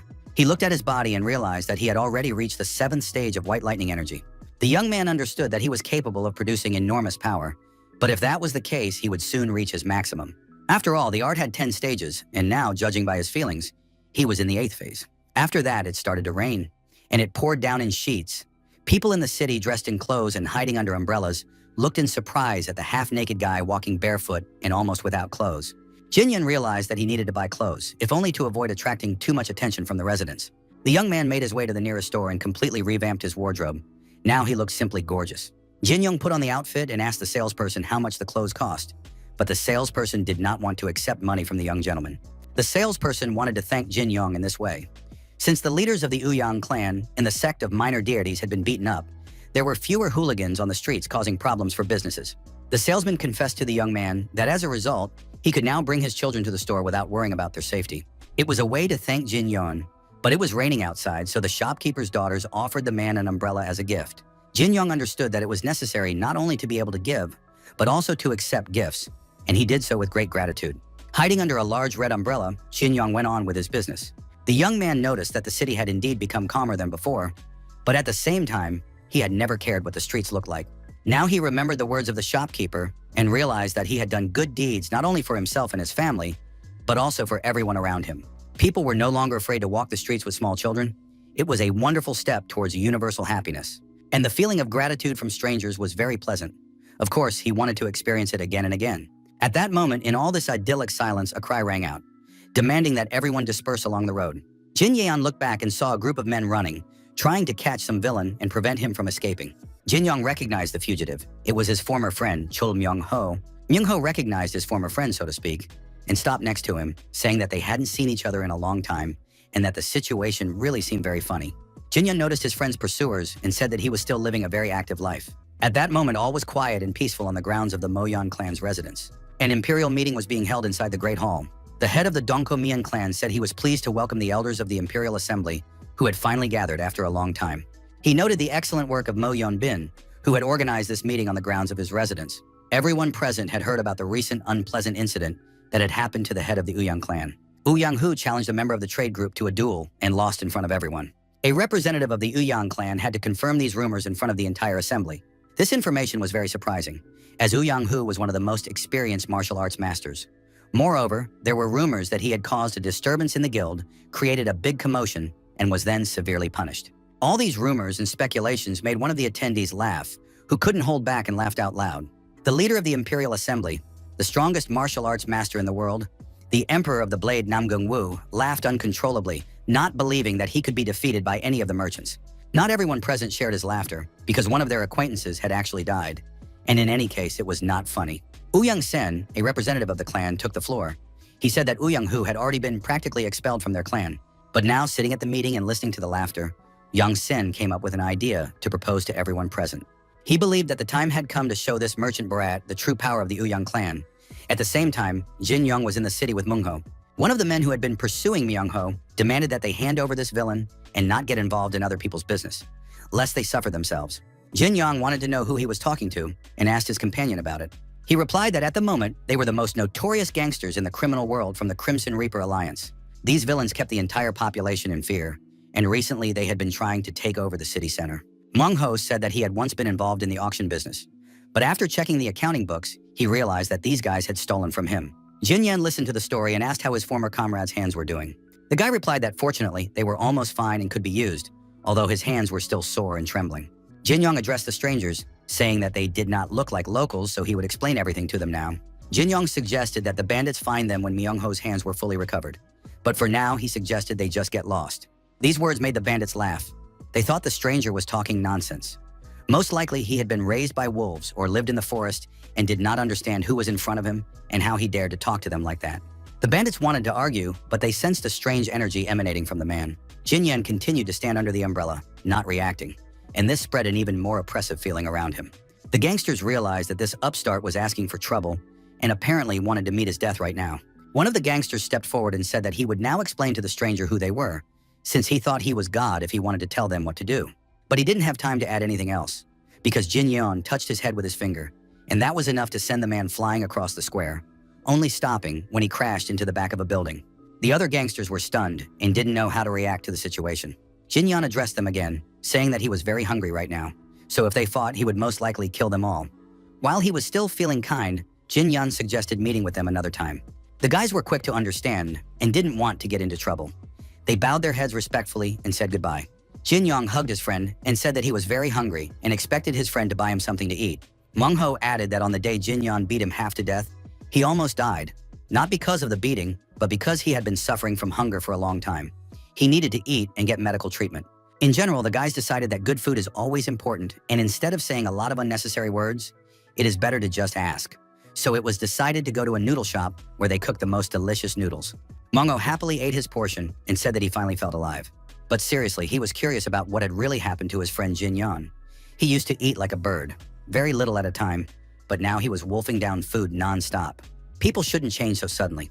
They should follow the natural order of things. But in the meantime, they ordered 4 more servings of delicious noodles from the noodle shop owner. Mangho asked how the twins were doing. Jin Yeon, continuing to wolf down his food, said that they were fine and training well.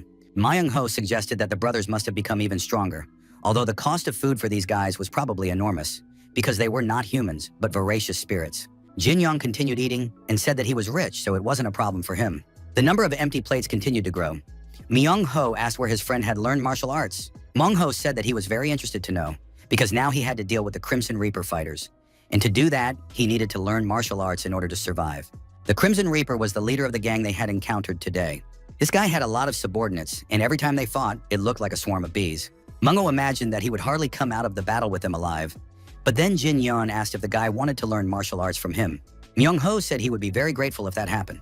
Jin Yeon asked Myung-ho if he would follow all his instructions to the letter. Poison Fox happily confirmed that he would do everything his friend said, because it was not for nothing that he was called Poison Fox. Jin Young pointed his finger at the floor and ordered his comrade to bow to him. The situation was very humiliating. Ma Young-ho even paused for a moment and scratched the back of his head. But at the same time, he was Poison Fox who wanted to live. Therefore, ignoring the sidelong glances of those present, the young man fell to his knees and bowed low before Jin Yun. After that, the young man returned to the table and said that if Jin Yan did not teach him martial arts, he would relieve himself in front of the gate of the Yona trading group. In the next moment, Jin Yan grabbed the umbrella that was standing near the table and raised it above his head. Jin Yan demanded that he swear allegiance to the umbrella, but this provoked a surge of aggression in his interlocutor because he had already bowed to his comrade, and now he had to go straight to the trading group and throw shit at the gate. He didn't have time to say anything else or go anywhere because the umbrella hit him hard on the head. Jin Yan told the jerk to shut up and took the umbrella with one hand. The young man explained that it was a gift he had received from good people, so he couldn't give the umbrella to the guy forever, but he would lend it to him for a while and ordered him to wave it around like Jin Yun had just done 100,000 times and then return it. He had to do this as soon as possible if Myung-ho didn't want to give up studying martial arts. Myung-ho asked again how many times the master had ordered him to do this. It was no more and no less than exactly 100,000 times. Jin Yang was already losing his patience and said that Poisonous Fox was talking too much. If he couldn't do it, he should put down the umbrella and get lost right now. Jin Yun reached out to take the umbrella, but Myung-ho did not want to lose the opportunity so easily. Jin Yun grabbed his comrade by the scruff of his neck, pulled him toward him, and looked at him with a demonic gaze. He explained that even if he learned a few childish tricks, he wouldn't be able to kill anyone. But if he swung that umbrella 100,000 times, he could at least take down half of those guys, even with a wooden sword. Instead of destroying these bandits, what path did Myung-ho choose? He chose to run away like a wet, cowardly rat. And if Poisonous Fox is going to live such a miserable life, he'd better die right now. Myung-ho said he didn't want to die. The young man was beginning to understand that his life was changing right now. Jin Yun said that if the guy was a rat, he should know his place, and if he was Poisonous Fox, he shouldn't talk big. After that, the friends sat in silence at the table for a while, watching the rain that continued to pour down on the street. Myung-ho apparently had a change of heart, considered all the options, and asked his friend to lend him an umbrella. Taking it, the Poisonous Fox left the noodle shop. The waitress then approached Jin Yun and asked him to pay the bill for both men. Jin Yun did so without hesitation, but in reality, he wanted to see if the eternal fool Myung-ho would now get his act together. He remembered how the guy dreamed of defeating the Crimson Reaper if he studied martial arts. Of course, it sounded ridiculous coming from such a weak warrior. Jin Yun began to think about the Crimson Reaper alliance because he had said he would go and find them. The promise had to be kept, so the young man had to be ready. The fighters were no longer being led to the Crimson Reaper and reported the incident to him. He tore one of the messengers in half with his bare hands. Jin Yun did not understand why his servants had let Chul Myung-ho go. The servants said that they had caught almost everyone, but one of Poisonous Fox's friends had stopped them. It was the son of a family from the merchant group who was able to resist them all. The frightened servants swore that it was true. The boys admitted that the stranger was very strong and skilled in martial arts. In addition, there were rumors that the strongest man in the entire region was the Crimson Reaper. He listened to this information, boiling with hatred. He ordered his men to be on the lookout and find both Poisonous Fox and Jin Yan, who must both die. Jin Yan was surprised to hear that the Crimson Reaper had torn someone to pieces with his bare hands. But there was information that the Crimson Reaper's character was so terrible that he preferred to tear his opponents apart with his bare hands. All the leaders of rival factions had died at his hands. The Crimson Reaper's faction had already absorbed several sects in the region. Yuquan had made his group quite large, and the entire region paid tribute to the Crimson Reaper. They say that there are no exceptions, and absolutely everyone pays tribute. Escort establishments, trading groups, hotels, and houses of pleasure. There was also information that just the night before, the Crimson Reaper had taken over the entire auction house. He was truly a very cruel and terrible man. Jin Yan admitted that this information was cause for concern. If the Crimson Reaper found out who Jin Yan was, the entire Yonhwa trading group could be dragged into an unpleasant situation. Jin Yan decided that he should go there himself first and find out what was going on. That same evening, the young man went to the Yukwon trading district. One of the local pleasure houses was quite crowded. There were various soldiers who had come to meet the girls. The owner of the establishment sent one of the girls to check if the guests had left one of the rooms. But then there was a scream, and the girls rushed to one of their friends who looked beaten and miserable. It turned out that this girl had been in the room of the Crimson Reaper, and then something had happened. Another girl remained inside. The owner saw that a new guest had appeared on the first floor. She ordered her employees to take the beaten girl away and let her rest, as well as not to disturb the Crimson Reaper and to behave very quietly. Mrs. Chonhwa went down to the first floor of her establishment and saw an unfamiliar young man. The woman greeted him, introduced herself, and said that she was the owner of the establishment. But the young man did not want to hear details about the local girls. He asked directly if the Crimson Reaper was in one of the rooms. Chonhwa was immediately frightened when she heard that name, and the young man confirmed once again that he was looking for the Crimson Reaper. Her initial fear subsided, and the woman asked the stranger if he had arranged a meeting with the leader of the association. The young man replied that he had not, but asked her to report back if the Crimson Reaper was indeed in the building. The woman confirmed that the Reaper was there. Jin Yan went to his room but whispered to the landlady that all the other girls should be evacuated. Janhwa understood that a girl named Soli was in the room with the Crimson Reaper. The owner of the establishment tried to warn the young man, saying that the leader of the association had a rather quick temper. Jin Young replied that he was fine with everything and that he knew what he was doing. The young man was climbing the stairs when a security guard blocked his way, saying that strangers were not allowed to enter without permission. Jin Young continued to climb, ignoring the guard's words. Then the man thrust his spear forward, but this turned out to be his fatal mistake, because Jin Young grabbed the shaft and used it to throw the guard down to the first floor of the establishment. The noise attracted the attention of the other fighters of the association. They rushed out, brandishing their weapons, and said that the stranger did not even understand where he was. Jin Yan was completely calm. He asked the men where their dim-witted leader, the Crimson Reaper, was sitting. This was complete nonsense, the men thought. They were stunned by such an attitude and rushed to attack. Jin Yan said that he would find their leader anyway, as soon as he killed all the guards. Jin Yan took a scarf off one of the guy's heads, saying he would need this little thing for a few seconds. Jin Yan easily dodged all the attacks and counterattacked in turn. He took away another fighter's mace, a large metal and very sharp one. After that, the young man no longer held back and simply threw everyone around, checking room after room. Jin Yan systematically cleared the area of the association's fighters, intending to eventually get to their leader. The young man spun his head around, asking those present, did he really have to destroy every room, or would they finally confess where their leader was? Jin Yan moved at tremendous speed across the floors, his heavy mace killing several people at once with a single blow. Soon the main group of guards was finished off, and instead of the walls of the pleasure house, there were only holes. Jin Yan cleared one floor in this manner, and not finding the Crimson Reaper there, went to do the same on the next floor. At that moment, the Crimson Reaper was sitting on his bed, getting ready to go to sleep. Suddenly, the door to his room flew open, and the body of one of the guards flew in, managing only to say that the son of the merchant group had arrived. The doors opened, and the silhouette of Jin Yon appeared in the doorway, who had finally found the Crimson Reaper. The Crimson Reaper honestly admitted that he was curious to know what all the commotion was about. The man thought that Jin Yon had come to pay his friend's debt, but instead of answering, Jin Yan made sure he was on the 5th floor. Jin Yang thought it was too high. The previous floors were already littered with the bodies of slain gang members. The Crimson Reaper got out of bed. He realized that the stranger had enjoyed the opening party, but hoped that climbing to the 5th floor had not been too difficult. Jin Young confirmed that it was not a problem. He had particularly enjoyed the climb. The Crimson Reaper moved closer to the young man and said that his specialty was looking down on everyone. He was indeed tall, very powerful, and strong. The man was literally bursting with energy. His body was almost perfect, and one could say that he was one of the most handsome men in the criminal world. Jin Yan enjoyed warming up his fists on his way through all these small-time gangsters. He had just warmed up his strength properly.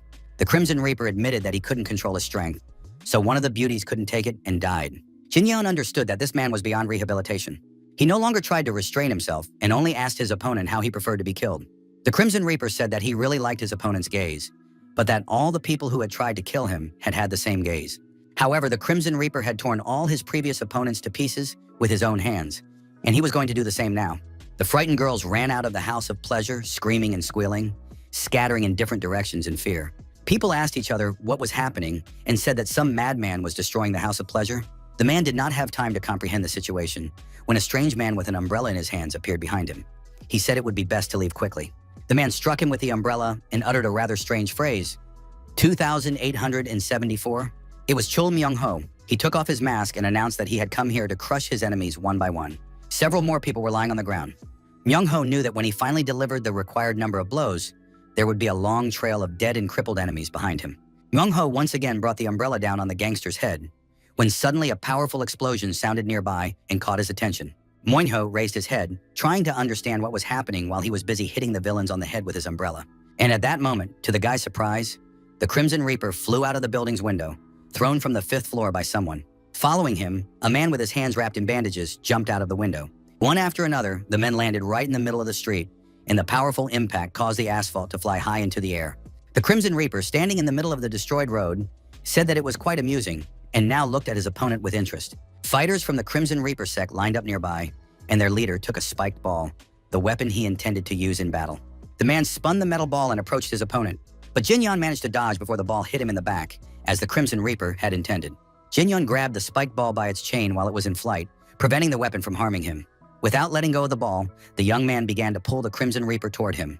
The villain resisted and dug his feet into the ground, unable to understand how a boy from a simple merchant family could possess such powerful strength. Realizing that he would not be able to hold the chain for long, the Crimson Reaper let go of the weapon and rushed to attack, knowing that he would have to act very aggressively.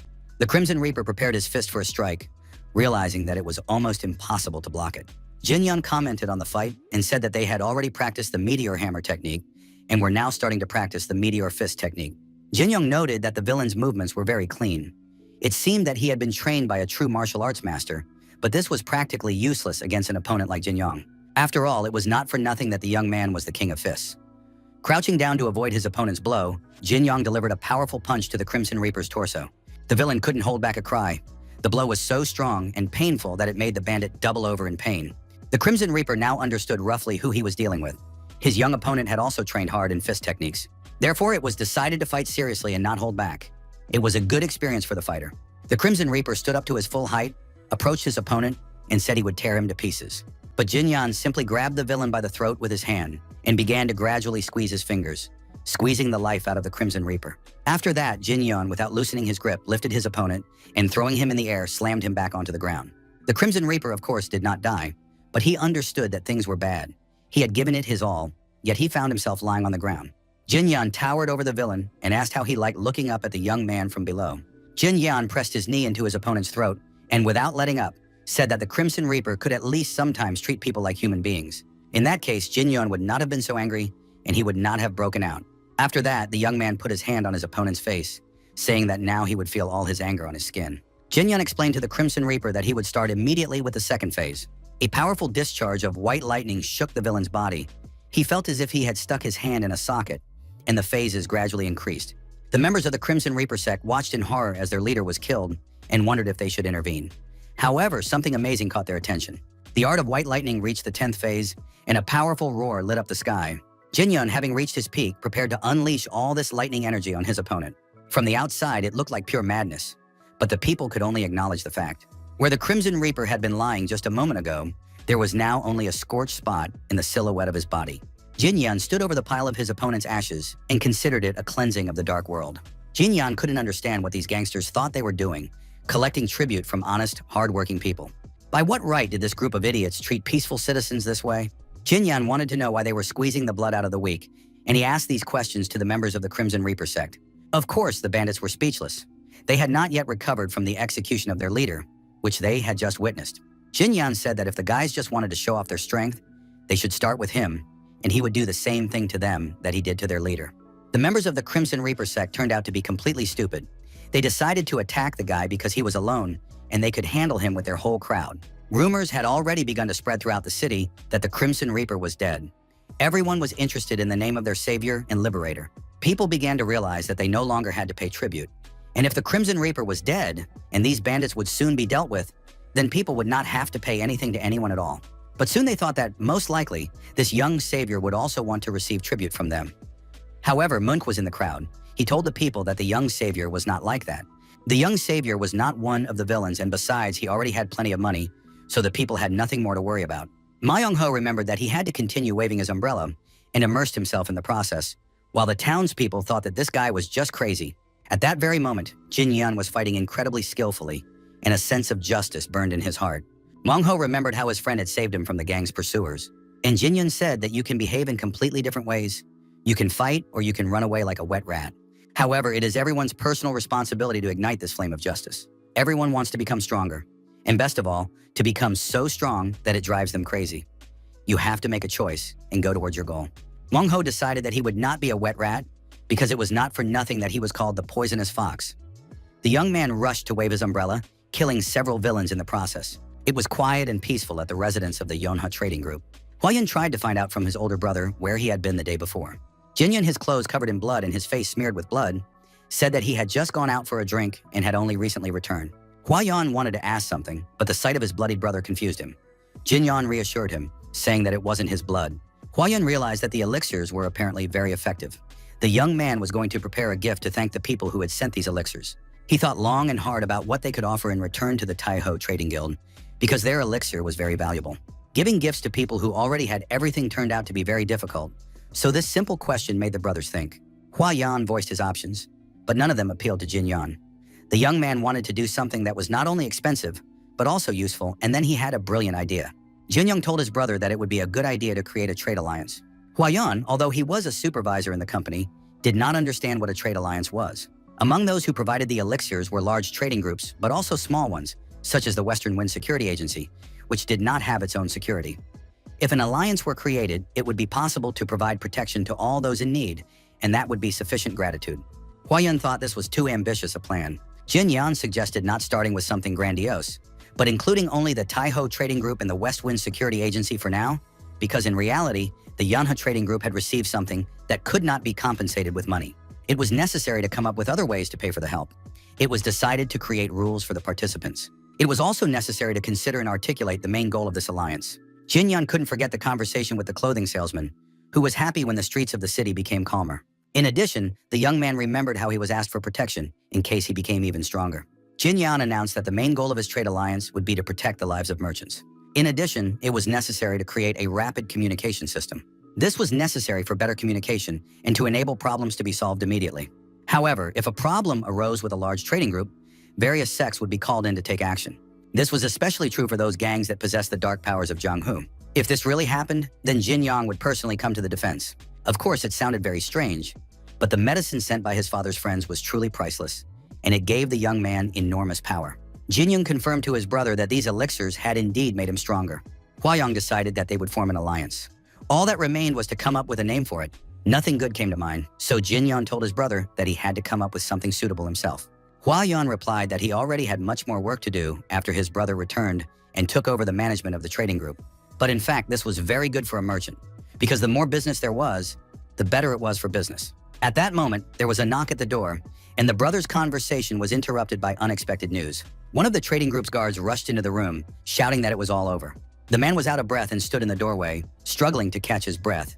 He couldn't even explain what exactly was over. Finally, the guard said that they were lost because Lord Ouyang himself had come with his disciples. Huayan was frightened to hear this news, and Jin Yan was frightened because he didn't want to get involved in any nonsense. Representatives gathered in the main hall of the Yonha Trading Group. The head of the Ouyang clan, Mr. Ouyang Sen himself, appeared as an unexpected guest. The mere memory of the shameful meeting between the rulers was enough to make their blood boil. The man addressed the three people present and said that each of them must fight Jin Yan. One victory would not be enough to restore the clan's honor. Ouyang Sen wanted the insolent boy Jin Yang to not just die a peaceful death. Shin Sobek, a relative of the clan, said that he usually did not use weapons and always fought with his bare hands, considering it more acceptable. The second son of the clan leader, Ouyang Meng, said that he preferred fistfighting and was better off without weapons. But the third son, Ouyang Wun, was unsure, so he preferred to use a blade. Of course, they were only going to fight the son of an ordinary merchant, but this guy was able to defeat their older brother, Ouyang Hu, who had a lot of experience. Meng was sure that it wasn't a matter of experience, but that the loser lacked skill. Myong was too irritated, he didn't want to talk anymore, and demanded that they show him his future opponent, Jin Yan, as soon as possible. The twin brothers Yuk greeted the guests and said that the young master invited them to go to Friggle. As soon as he finished eating, he would meet with them. The huge number of servants amazed the visitors, and the brothers led them deep into the residence. Jin Yan came out to meet them completely relaxed. He greeted the guests.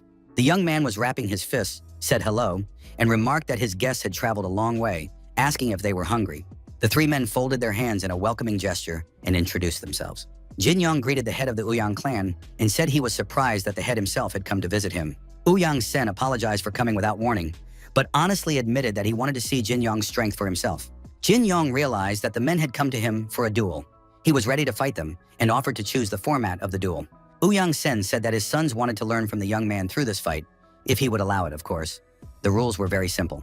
Stepping outside the ring, losing consciousness, or being unable to move would be considered a defeat. Jin Yong agreed that everything was indeed simple and clear, so there was nothing more to discuss. The fight could begin. The head's second son, Ouyang Meng, was the first to face his opponent. Ouyang Sen prepared to watch the fight closely. He waited impatiently for the moment when this merchant would beg for his life. Ouyang Meng had strange feelings. It seemed to him that he was not standing in front of the merchant's son. The energy around him suggested that he was facing a seasoned, experienced warrior. Ming even wondered for a moment whether his victory over Ouyang Hu had been a mere stroke of luck. Jin Yong asked his opponent why he wasn't drawing his sword. In response, he heard that it was none of his business. The warrior was going to do as he saw fit. Everything was true, of course, but there was no time to think about it. In the next moment, Ouyang Mayong was already flying across the ring from a kick. Jin Yong didn't even seem to exert himself, but he knocked his opponent out. The latter was only able to stop when he crashed into a stone wall. Ouyang Sen, in his anger, smashed a cup in his hands and could not find the words to comment on what he had seen. It was like a joke. If it weren't true, it would seem that Ouyang Meng was holding back. Jin Yong invited the next fighter to the duel. Ouyang Wang volunteered to participate next and asked Mr. Shin to take care of his older brother. Wang entered the ring and announced that, judging by his opponent's skills, there was no need to hold back his techniques. Jin Yong did not comment on these words, but suggested moving straight on to the fight. Ouyang Wen drew his long sword and rushed into the attack. He did it very quickly, lightning fast, one might say. Jin Yong assessed the man's movement, saying that it was a bold move and that he was facing a man who was very skilled with a sword. However, he had no intention of messing around, so he began to activate the energy of the white lightning and parry the sword blows with his bare hand. As the white lightning phase rose, he deflected Ouyang Wen's attacks faster and faster. He had only reached the third phase when his opponent realized that the fight would indeed be difficult. Jin Yong used the art of white lightning and created a roar of lightning that proved to be very powerful. As a result of just one strike, the opponent lay motionless and showed no signs of life. It was clear that he was unlikely to get up to continue the fight.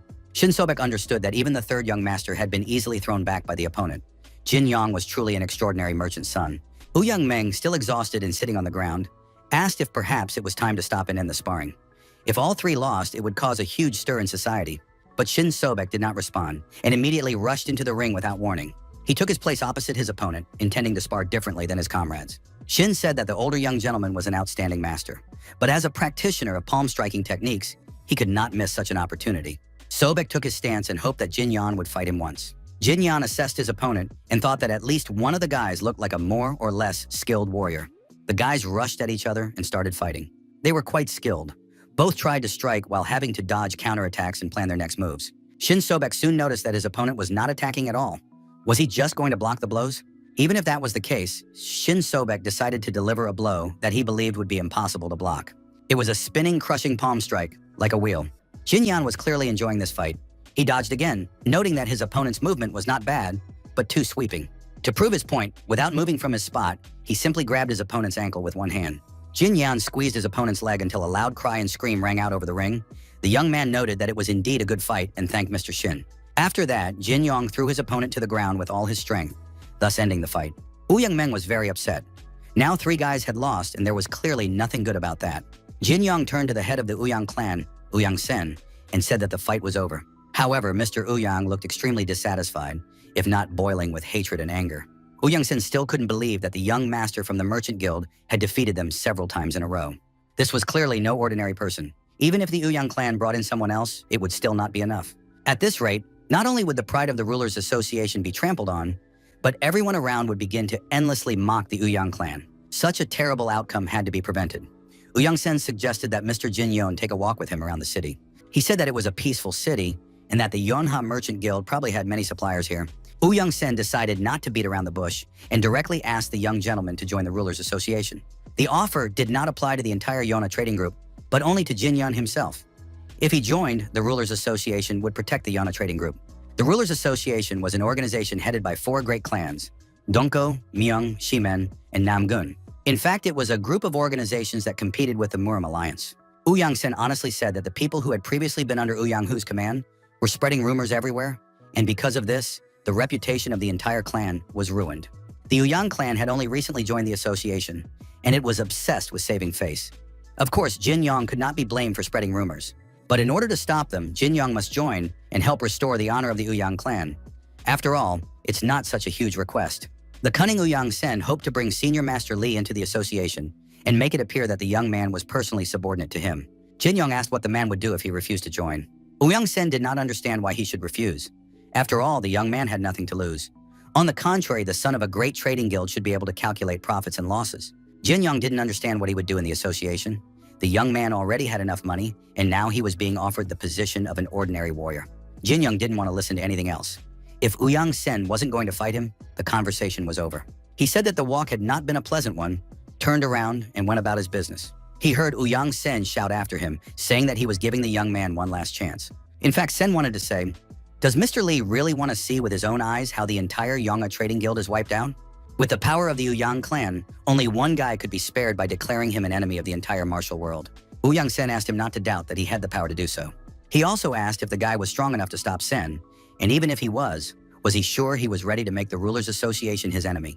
Ouyang Sen didn't have time to say anything else. No threats, no tricks, because Jin Yong rushed at him to attack.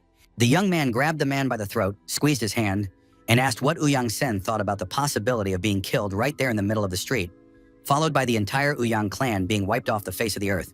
Jin Yong said that he could pin all the blame for what had happened on Ouyang Sen's eldest son. Ouyang Sen replied that of all the vile words he had ever heard, these were the most unforgettable words of a man without manners, restraint, or shame. Ouyang Sen suggested keeping these words until the young man proved his strength. Suddenly, a green mist enveloped the men. It was a poisonous toad strike that Sen had practiced to defeat the leaders of the four great clans. No matter how strong the opponent was, he would not be able to withstand the poison. But it turned out that the poison burned like lightning. It consumed, and now everything was not as clear-cut as it seemed at first. Jin Yong threw his opponent away and thus blocked his poisonous attack. Despite his immense arrogance, his opponent was weaker than he appeared, most likely because the art of white lightning had already reached its 8th phase. Ouyang Sen said that if the guy was going to kill him, he should do it right now. Even if he killed the clan leader, people would consider him an enemy of the people. And then what would he do with the Rulers Association? Since things had gone this far, he had to figure out who would ultimately lose. Jin Yong replied unequivocally that Ouyang Sen would lose because the young man would make him regret those words for the rest of his life. In the courtyard, the presidents of the Yonha trade chambers and servants helped the 3 representatives of the Ouyang clan recover. They dressed their wounds and bandaged their abrasions. The gates of the residence swung open, and Jin Yong entered, dragging the body of the clan leader by his hair. The representatives of the Ouyang clan jumped up from their seats in anger and fear. Ouyang Sen's sons did not understand how Mr. Li could treat their father this way. Jin Yong told them to be quiet, or he would have to do the same to them. The boys were upset. They didn't even know if their father was still alive. Jin Yong replied that the man was still alive for now, then left the residence. Ouyang Wen turned to the host and asked if there was a good reason for such an action. The young man wanted to know the reason. Jin Yong replied that the clan leader had threatened that if the young man did not help him, the entire Yonga trading group would be destroyed, and Jin Yong would be blamed for everything. He said he would go straight to the Association of Rulers and report the situation. The young man ordered the guards to follow him and witness the incident. Shin Sobek stepped forward and asked if Mr. Li knew where the association was located, since they did not have an official residence. It turned out that the house of the rulers of the 4 great clans served as their meeting place, and the nearest estate was the house of the Moyan clan. Jinyan instructed his guards, as well as his twin brothers, to keep an eye on the members of the Ouyang clan so that they would not do anything foolish. Huayan was tasked with handling the current case and submitting a report to the Muram Alliance. After giving all the orders, Jin Yan set off in the direction of the Moyan clan. Jin Yan looked out the window with interest at the nature and land they were passing through. He had spent too much time in taverns before. Ouyang Sen was riding with him in the carriage and wanted to know where they were going. The man said he was dying of thirst and asked for water. Shin Sobek did not even try to move to find water for his clan leader. He only said that young Master Li would most likely not allow it. Jin Young turned to the young man, noting that the clan leader himself was asking for water, yet his servant remained so indifferent. What was the matter? The thing was, these 3 young men were not warriors of the Ouyang clan. In fact, they were just hired assassins. At that moment, the carriage in which the men were traveling was illuminated from within by a white flash of lightning. The servants asked what was going on, but Jin Yong said everything was fine and ordered them to continue driving. Jin Yong asked the young man again if they were hired assassins, and if so, what their group was called. Shin said that they were indeed members of the Gold and Silver Assassins. They were divided into Gold and Silver Warriors, and Shin himself belonged to the Silver Warriors. Jin Yong wanted to know how much the head of the Ouyang clan had paid before hiring them. Ouyang Sen initially did not want to answer the question, but Jin Yong threatened to cut off some of his extra body parts, and then the man confessed that he had promised 800 yen for the head. Jin Yong asked the hired killer again if that was really the amount that had been agreed upon. The hitman confirmed that this was indeed the amount, and that it was more than they usually paid. But Jin Yan said that this amount also included their lives. because the leader of the assassins had sold them to Ouyang Sen. After all, the hired killers would be killed after completing the task. It was easier to kill than to listen to words of contempt from his clan for doing dirty work. Jinyan explained that the clan leader had thought everything through. He didn't want to get his own hands dirty. This is how some factions work. Everything looks clean and beautiful on the outside, but inside it's filthy. In other words, these guys' lives were worth only 800 coins. That's too cheap. They should have trained better, then they wouldn't have been sold for such a low price. Although no, you can't call people who take money for the lives of others. They are real monsters. Jinyan didn't even want to imagine what a terrible life now awaited these killers. Of course, the company for the journey was not very pleasant, but he had to endure it. Soon, the carriage approached the residence of the Moyon clan. Jinyon entered the residence, and his appearance had a huge effect. People whispered among themselves.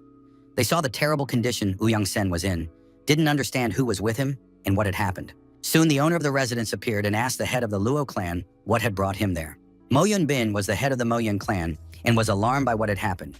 He was interested in what had happened to Ouyang Sen. The young man noticed that he did not know everyone, introduced himself by name, and asked who was in front of him. Li Jinyong, the young master of the Yona Trading Guild, greeted the owner. He was surprised that the head of the Moyon clan was not Moyon Chu. Mo Yun Bin asked why the head of the merchant guild had brought Ouyang Sen with him as a criminal. Jinyong took the floor and explained the whole situation, hiding nothing and telling all the details. There were 3 hired assassins near Ouyang Sen, and now Mo Yun Bin knew the whole situation in detail. Of course, threatening a merchant group was a serious crime. If rumors of this spread, the entire Muram alliance would laugh at them. Mo Yun Bin wanted to know why the young Mr. Li had come to him and told him everything that had happened. The man assumed that Mr. Li was afraid of retaliation and had come himself to tell the whole truth.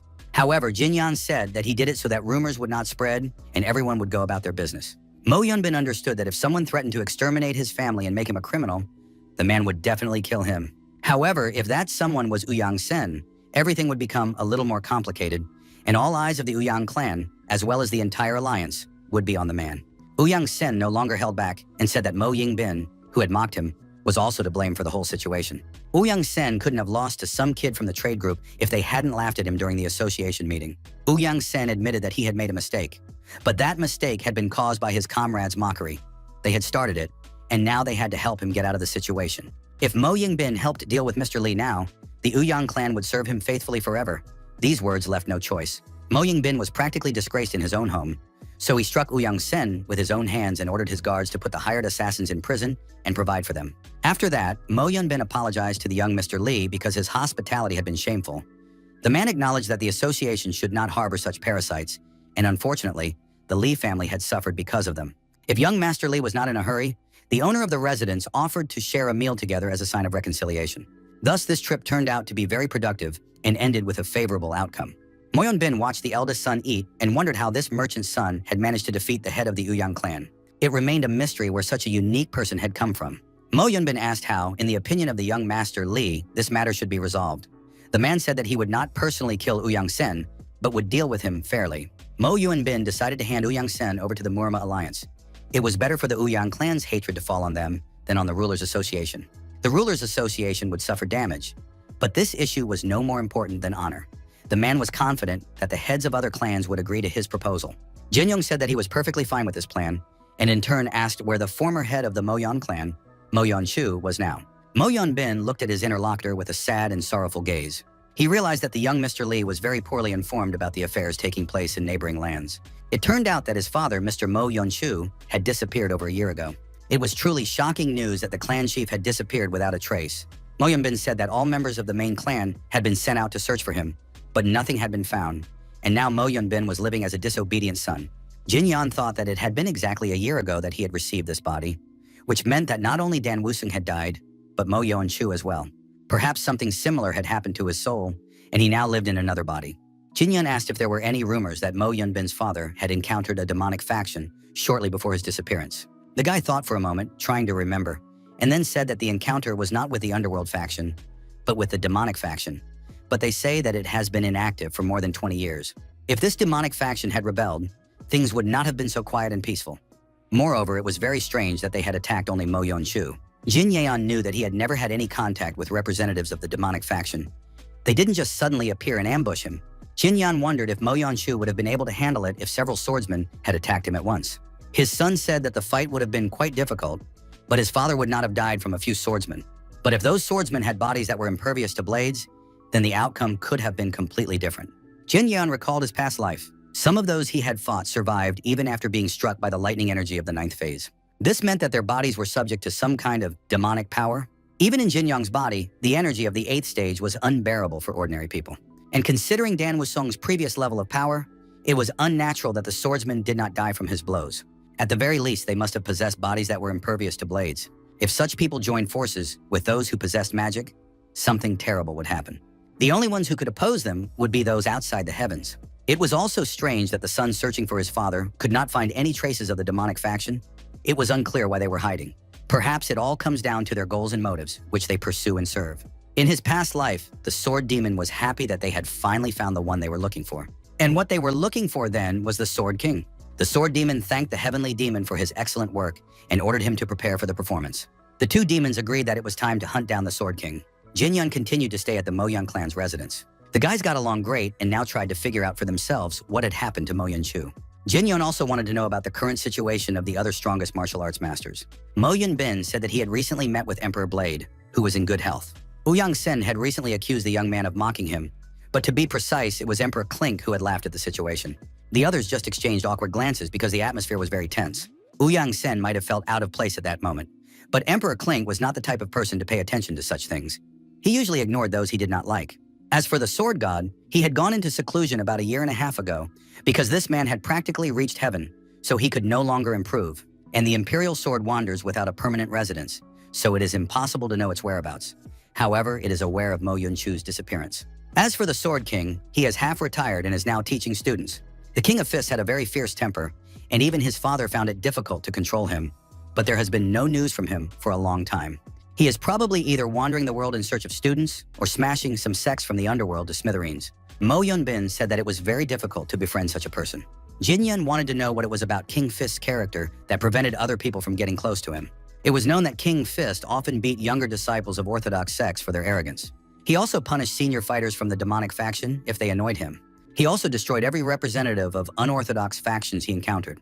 Even the young heirs of noble clans received slaps from him. Indeed, it was hard to disagree that this man was not very good at making friends. Mo Yun Bin did not personally communicate with King Fist, but his father was on good terms with this eternal brawler. Judging by his father's stories, it seemed that King Fist lived a rather lonely life. Jin Yun suggested that perhaps King Fist wasn't as lonely as he appeared to be. Jin Yun then tried to change the subject, saying that the food was very delicious. Jin Yun began to say goodbye to the host, saying that he needed to return to the Yonha trading group, which was now unprotected.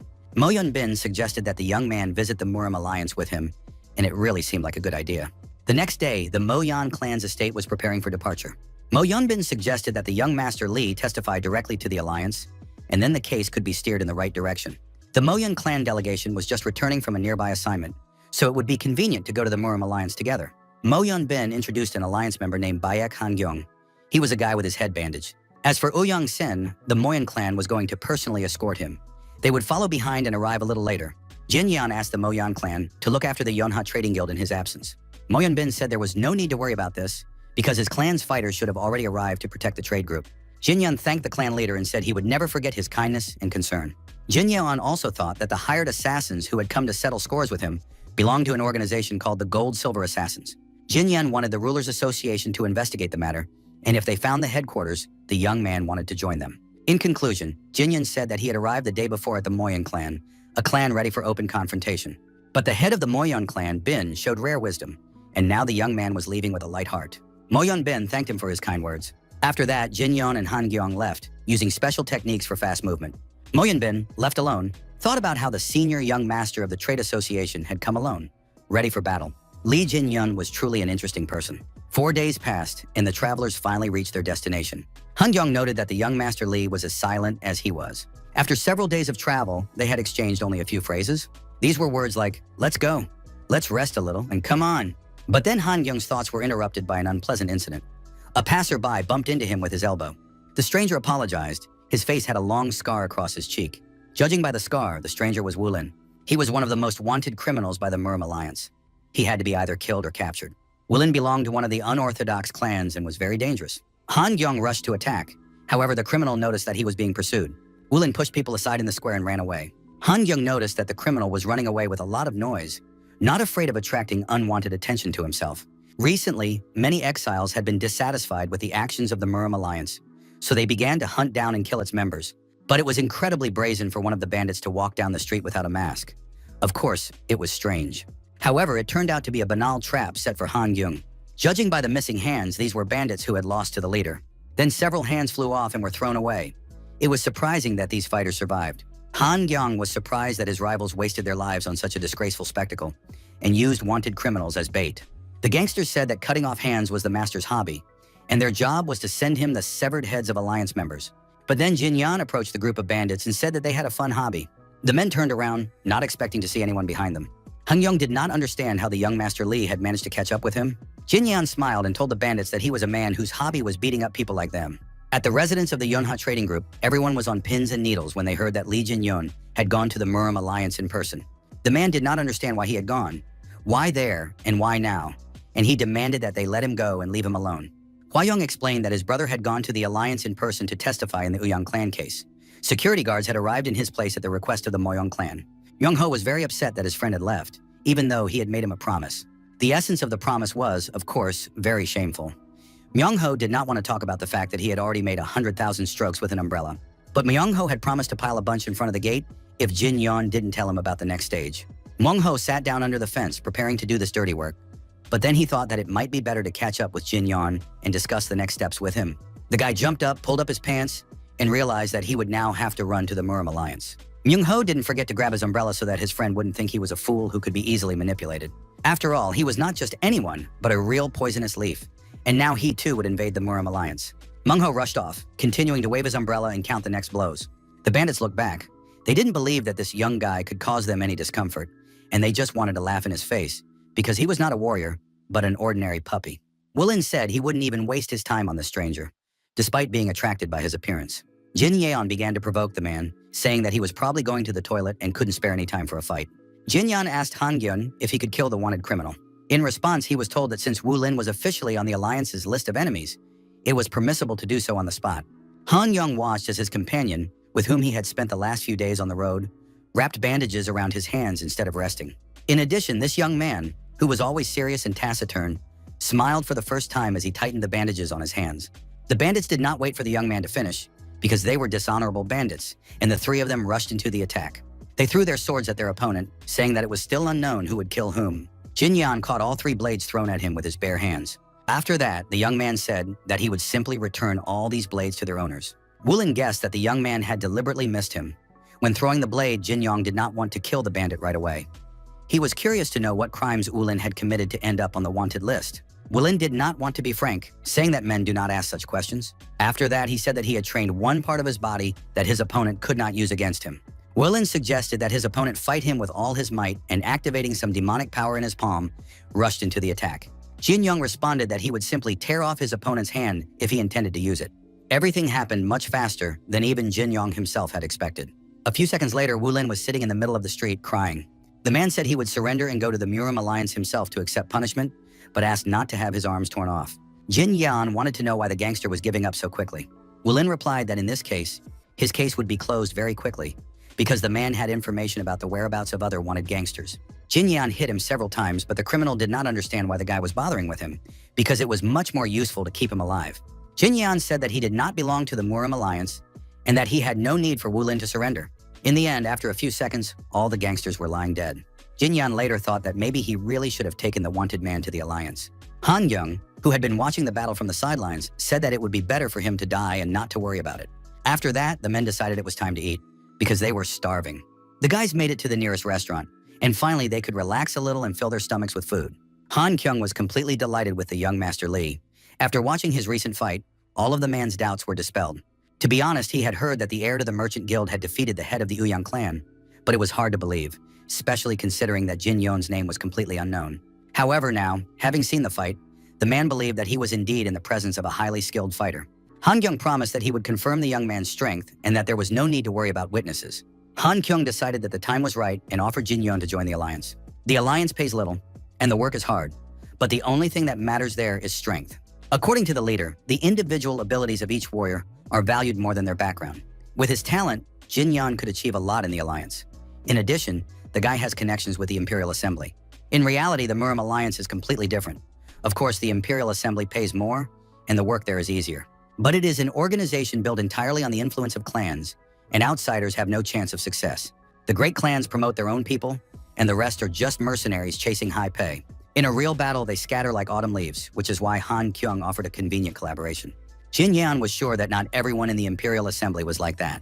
And at that moment, an unfamiliar voice said, "He's right." An unfamiliar man in the forest joined the conversation and said that the Murim alliance was nothing more than an alliance of slanderers. He demanded that Han Kyung stop slandering others and not dare to insult people. After all, comparing the Imperial Assembly to autumn leaves and other trash is simply outrageous. Han Kyung stood up, bowed his head in respect, and apologized, saying that he had been hasty and wrong, but would like to know who he was dealing with. The stranger replied that his name was Autumn Leaves and his surname was Autumn Wind. Jin Yan suggested that his friend ignore them, since he had already apologized. Han Kyung suggested that the strangers had probably come because of the Dragon and Phoenix tournament, which was to take place in the near future. Jin Yan knew nothing about this tournament and listened with interest to Han Kyung's story. The guy replied that young Mr. Lee, the Hammer of Iskison, fully met all the requirements for participation. It was a great tournament that the whole of Murin was watching. It offered invaluable experience and a chance to gain fame. Jin Yan replied that he was not interested and that fame does not come that way. It is earned naturally as you become stronger. It turned out that the winner would receive a first-class elixir, and upon hearing this, Jin Yan immediately expressed his desire to participate in the tournament. Soon, he did not leave the establishment, and Han Kyung rose from the table to bow him out. The man turned around and said that the boys were not going to the Alliance of Slanderers, but apparently to the Alliance of Turtles if they hadn't gotten there yet. Han Kyung did not respond to the wealthy gentleman, but immediately suggested to Jin Yan that they go to the Murim Alliance like the autumn wind. Jin Yan agreed without asking any questions, and the guys, using their skill of rapid movement, left the noble gentleman behind and rushed in the direction of the Murim Alliance. The nobleman's servants said that these hooligans were very insolent. They deliberately raised a dust storm to cover everyone in dust. The noble lord ordered his girlfriend to walk slowly with the escorts, while he would now show these two what real art of movement was. The servants shouted after their master to put the insolent hooligans in their place and continued to cough from the dust. The Murim Alliance was located on a mountain plateau that towered above a wooded area. Jin Yan was the first to reach the Alliance gate, leaving the two men behind. Han Kyung noted that his new companion was indeed moving very quickly, but then a stranger from the restaurant began to overtake him. A real race ensued between the two men. It was now a matter of principle for them to see who would take second place. Han Kyung put a lot of effort into doing so. In the end, all three ended up on the plateau in front of the gates of the Murim Alliance. Han Kyung was sure that he had won after all. It seemed to him that, even if only slightly, he had pulled ahead. Jin Yan had to judge the race and decide who would take second place. Young Master Lee watched this and did not understand the point of this race, because they were just showing off in front of each other. But then the leader himself came out of the Alliance gate. He said that the only winner was undoubtedly the young master who had reached the Alliance first. All the warriors present bowed their heads in respect to the Alliance leader, Murim. The stranger, who by fate had become a participant in the race, introduced himself and said that his name was Hua Inwal from the Hua clan. He greeted the leader of the Alliance. Everyone looked with interest at Jin Yon, the young gentleman from the Yona trading group, whom they had already heard about in connection with various events. Hua Yunwal also studied the young man, because he understood that it was this young man who had defeated the Uyang clan. The leader of the Alliance, Murim, greeted the young men and introduced himself, saying his name was Yu Jung-hoon. Mr. Yu asked what the men were doing there. They probably wanted to participate in the Dragon and Phoenix tournament. The Alliance leader told the young Mr. Lee and Han Kyung to go to the main hall, where he was ready to take them now. Hua Yunwal said goodbye to everyone, but said he looked forward to meeting young Master Lee at the Dragon and Phoenix tournament. Jin Yun understood that he didn't even need to decide. The decision had already been made for him, and they wanted to reconcile with him by force. The guy didn't know how necessary it was for him personally. The clan leader noted that this time, his subordinate was in last place in terms of movement skills. The young man was very upset. He had hoped to come in second because it would have been a complete disgrace to lose in front of his leader. The Alliance leader replied that Mr. Hua had come here for the tournament and most likely wanted to conserve his strength while testing the abilities of his opponents. The Alliance leader did not know exactly what had happened, but it seemed to him that Han Gyong had simply run alongside the man, not wanting to lose. Jin Yeon was of the same opinion and agreed with the Alliance leader. Han Young blushed and became very upset, but Jin Yan reassured him, saying that his opponent was using tricks, that he was going to participate in the tournament and was hiding his strength. This was normal and natural. This calmed the upset Han Gyong a little. The leader of the Alliance listened carefully to the boys' conversation. Soon they reached the main hall of the Murim Alliance. Everyone present bowed their heads respectfully as Mr. Yu Chong-hoon walked through the hall. The head of the Alliance ordered everyone present to leave the main hall. He wanted to keep only young Master Lee for further conversation. It concerned the matter of Uyang Sen. The man promised to make a decision after personally seeing the fighting abilities of young Master Lee. Soon everyone left the main hall, and now Jin Yeon stood before the head of the Alliance. Mr. Yu ordered the young man to approach him. Jin Yun approached and thought that it had been a long time since they had stood so close to each other. The leader of the Murim alliance, Yu Cheon-hun, was second only to the three gods in terms of fame. He was the one who led all the righteous sects in the final battles against the demonic faction, known as the Battle of the Five Tombs. He was the one who personally led the three gods and the saint to the front lines. He was a truly respectable man, and now the man noticed the stern expression on Jin Yun's face. Mr. Yu said that he often meets young men like young Mr. Lee. However, he prefers young people who behave calmly and confidently despite their age. Jin Young felt embarrassed and didn't know how to respond to these words. But the head of the alliance laughed, saying that people always look better and more pleasant when they smile. Yu Jung-hoon added that from the moment he saw Jin Yun, he was very curious about him. The head of the alliance suggested that the young Mr. Lee was the successor to the King of Fists. Jin Yun did not deny this. And then the leader of the alliance asked how many techniques the young man had learned from his master. Jin Young did not answer this question. He was embarrassed and did not understand how the man knew anything about it. Mr. Yu replied that the young man used fist techniques and also controlled lightning energy. In the history of the Murim alliance, founded by clans and sects that worked with lightning energy, there were various clans and sects. Some of them led swordsmen, others turned to Taoist arts, and many gave up after a large number of failures. But only one sect of enlightenment remained. It was the sect of the King of Fists. Although it was strange to call it a sect, they adhered to the principle of succession from one disciple to one teacher. This was exactly the approach expected of the leader of the alliance, and Jin Young was not disappointed in this man's wisdom. Jin Young confirmed the information that Mr. Yu had told him and said that he was indeed the successor to the King of Fists. The leader of the alliance said that fate had brought them together. He understood this immediately. Those who master the martial arts of lightning inevitably acquire an aura of power. Their gaze, energy, voice, and even character begin to resemble lightning itself. That is why the head of the alliance has no particular memories of the King of Fists. He wanted to remain a lone lightning bolt tearing through the heavens. Therefore, it was very difficult to be friends with such a person, and he avoided it with all his might. The leader of the alliance wanted to know how the King of Fists was doing, as he had not heard from him in a long time.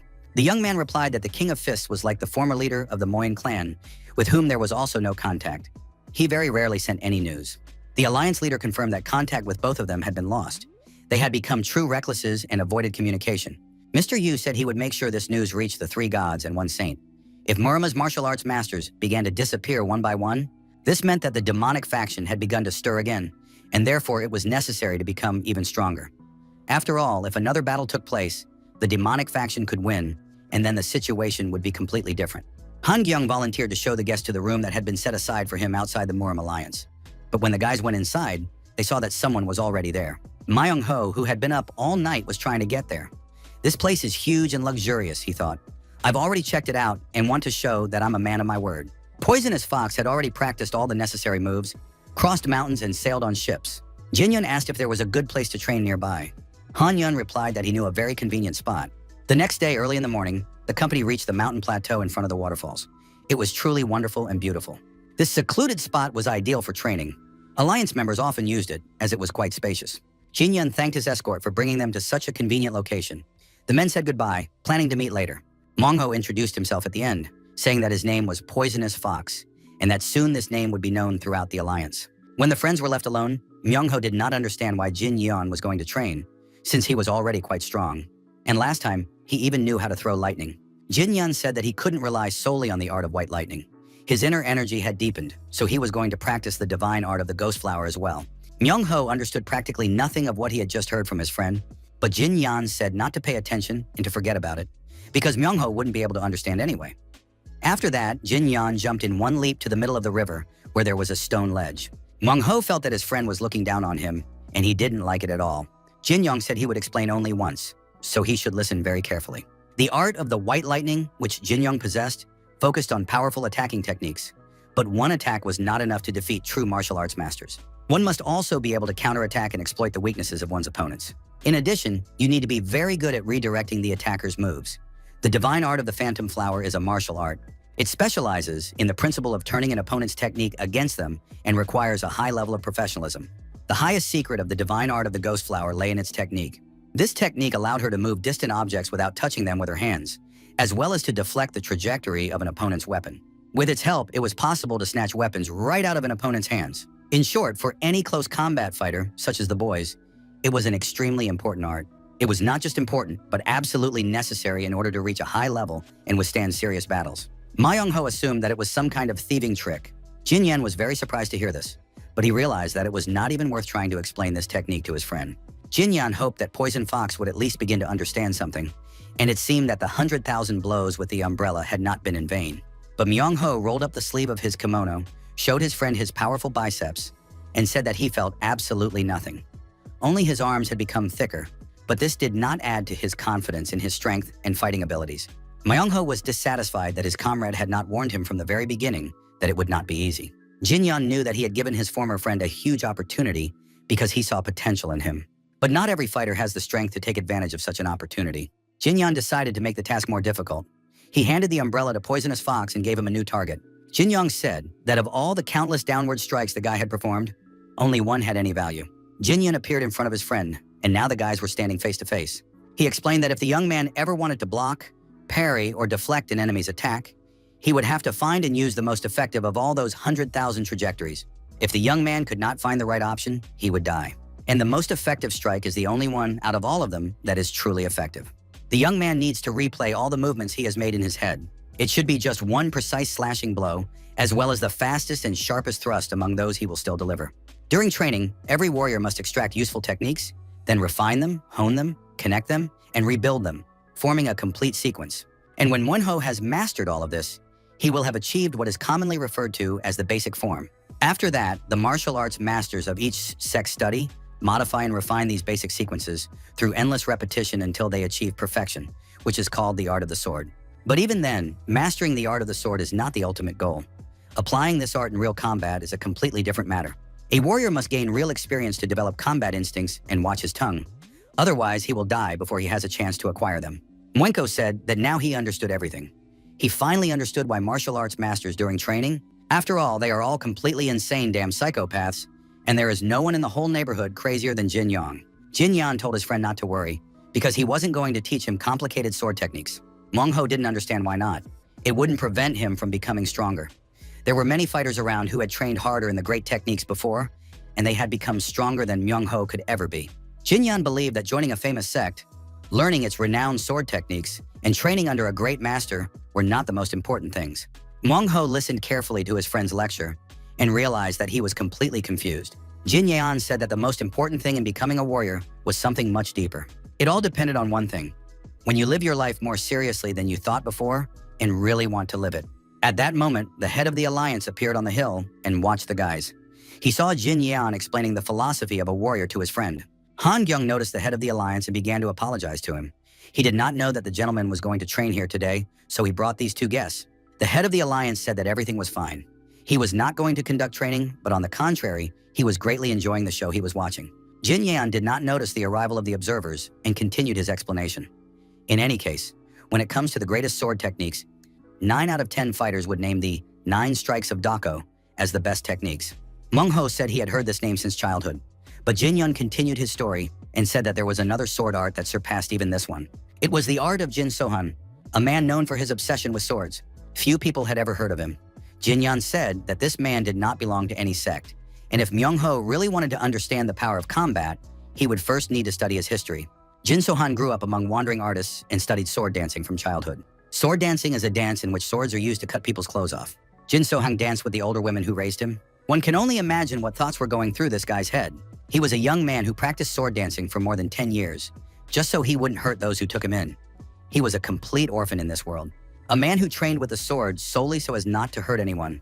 When this man finally learned to wield a sword meant for killing, his insight flashed in an instant. He surpassed even the master of the 9 strikes of Dako and created the greatest sword art in the entire country. The story was very beautiful, but did the sword dance itself make this guy a great and skilled warrior? Of course not. The greatness of sword art or the prestige of a great sect, neither of these things matter. What matters is that he lived sincerely all those 10 years of sword dancing. That's the main thing. How strong you become depends on how you decide to live your life. Whether you will be an ordinary rat or become a real poisonous fox. That's the whole philosophy. Chul Myung-ho seemed to finally understand the essence of it all. The young man handed the umbrella to his comrade and said that he was ready to take the next step and was awaiting his teacher's orders. Jin Yan asked once more if his friend would regret it. The answer was no. Jin Yan used the umbrella and demonstrated several techniques, explaining how to act as if holding a sword instead of an umbrella. He told his student that this time he would have to make not 100,000, but 1,000,000 swings with the umbrella before the young man could finally achieve the desired result. The alliance leader realized that the young Master Lee was truly impressive. The young man had mastered the technique of 3 swords. Mr. Yu watched the training with longing and envy. He could no longer remember the last time he had had the opportunity to train calmly with one of his students. After all these years in the Muram Alliance, Mr. Yu's friends had disappeared one by one. Their closest subordinates followed suit. Some died of natural causes, others were killed by enemies. And now the leader of the alliance watched the training of a simple guy with longing and envy. Yu Chunhong said that today's performance, which he had accidentally witnessed, had given him great pleasure, and that he must prepare a worthy gift in return. Jin Yin was sitting on a rock at that moment, trying to concentrate on his meditation. Not far from him, Myung-ho was also panting and trying not to scratch or fidget. Jin Yon immersed himself in the process, and soon he was able to move stones and lift them with the power of his mind, directing them to the right place. The alliance leader could have watched the training for a long time, despite the rain that suddenly covered the entire area. But then someone called out to him. Jin Yan noticed Mr. Yu and rushed over to greet him, saying that he had been busy training. Myung-ho looked suspiciously at the leader of the alliance and was surprised that he was such a frail old man. Moreover, it was unclear how Jin Yan knew Mr. Yu. Myung-ho folded his hands in a welcoming bow, bowed before the head of the alliance, and stated his name. The old man asked where the scar on the young man's face came from. It looked like a sword wound. The young man replied that it was a wound from a dagger. The alliance leader wanted to know the details, but the young man tried to avoid talking about it. The alliance leader continued to insist, offering suggestions. Perhaps it happened during a duel, or maybe it was just an accident during training. Myung-ho decided to tell the truth. He said that he used to run a mountain hideout, and then he got into a fight with a guy who didn't want to pay back a debt, and the guy stabbed him in the cheek with a dagger. This story was very surprising. The alliance leader was shocked that such a negative person was among Jin Yon's friends and students. Myung-ho was very upset because he had to put himself in a bad light in front of the alliance leader and everyone present. But at the same time, the young man did not want to make up some story about a duel, training, or something more respectable. The guy was generally embarrassed, and it was unclear what was running down his face. Raindrops or tears of shame. The alliance leader was a wise man. He understood the young man's condition and said that he also had a scar that would not heal. The man showed everyone his hand and told them that his father used to own a brewery. He delivered drinks to taverns and sometimes transported the goods himself. Once, a group of drunk men began to beat him in front of his family. At that time, the gentleman did not yet know how to wield a sword as he does now. All he could do was grab a stick and start swinging it around at random. Fortunately, the drunks in the tavern were not particularly strong men, and the young man was able to scatter them with his club. No one died, but all the men were lying on the floor. His father approached his son and tried to stop the blood flowing from his hand. The young man was so excited that he didn't even feel that his hand was cut and bleeding. His father put his son on his back and ran with him into the forest to escape pursuit. A lot of time had passed, and the father hadn't carried his son in his arms for a long time.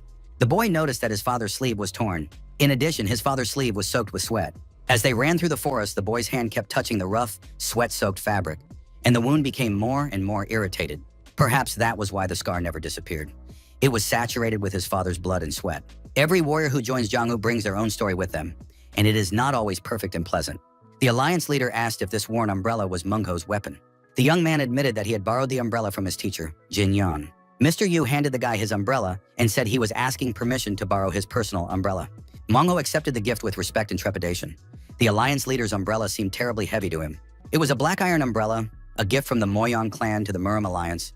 Made of black iron, its weight and size made it an excellent weapon.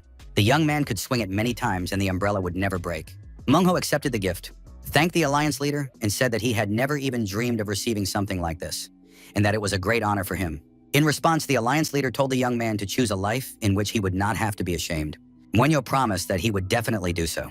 The young man stood silently for a while and said that he was confident in his choice and that now he would never have to be ashamed of his actions. Yu Jung-hoon was very pleased. He knew he had done a good deed. The alliance leader added that if yesterday's mistakes could be corrected, today's life would be much better, and it was always possible to become a good person.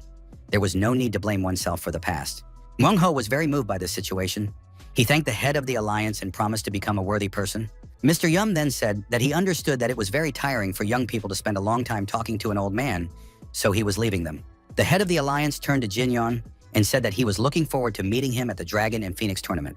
Mr. Yum walked away from the young men and said, "It doesn't matter whether they wave their fists or umbrellas, but they will definitely meet me again, and it is desirable to do so on the side of the Orthodox faction."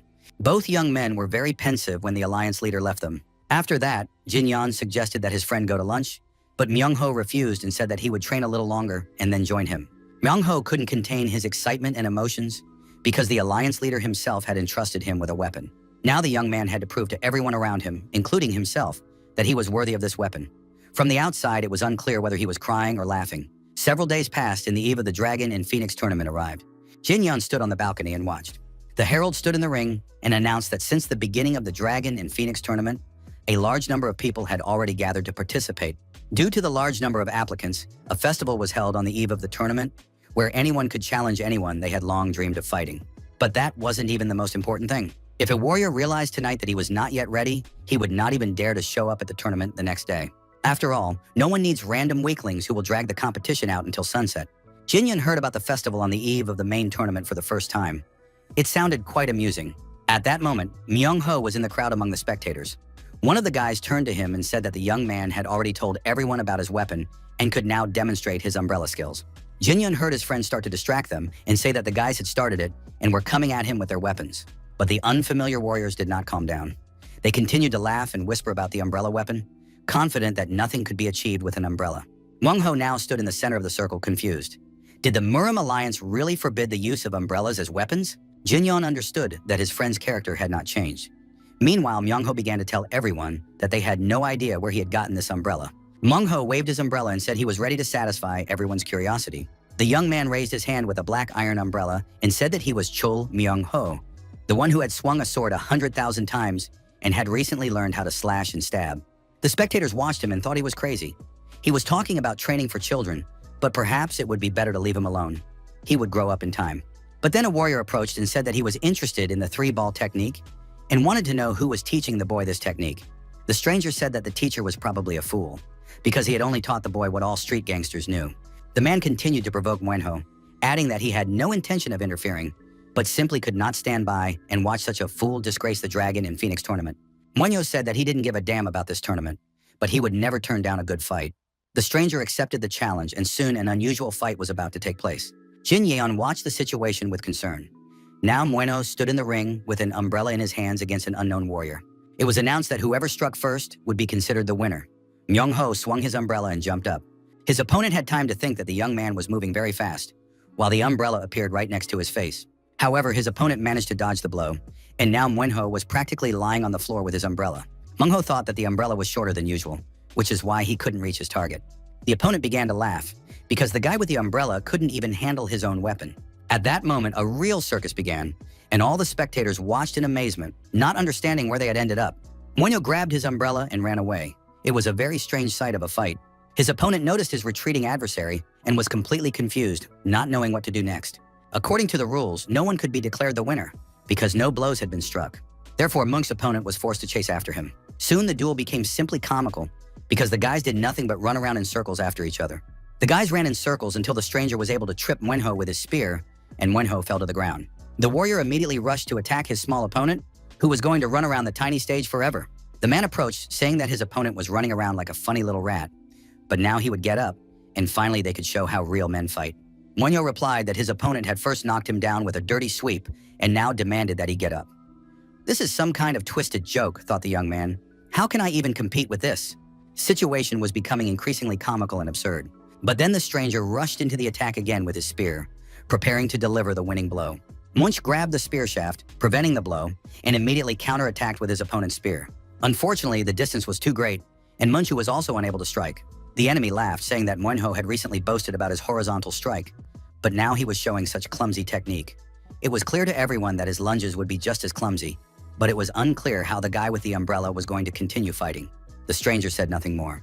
He jumped up and struck with all his might. Then the blows rained down one after another, and the crowd watched with excitement as the confident chatterbox was literally beaten up. Myung-ho was barely standing and looked truly beaten. Blood ran down his face, and the young man tried to cover himself with his umbrella.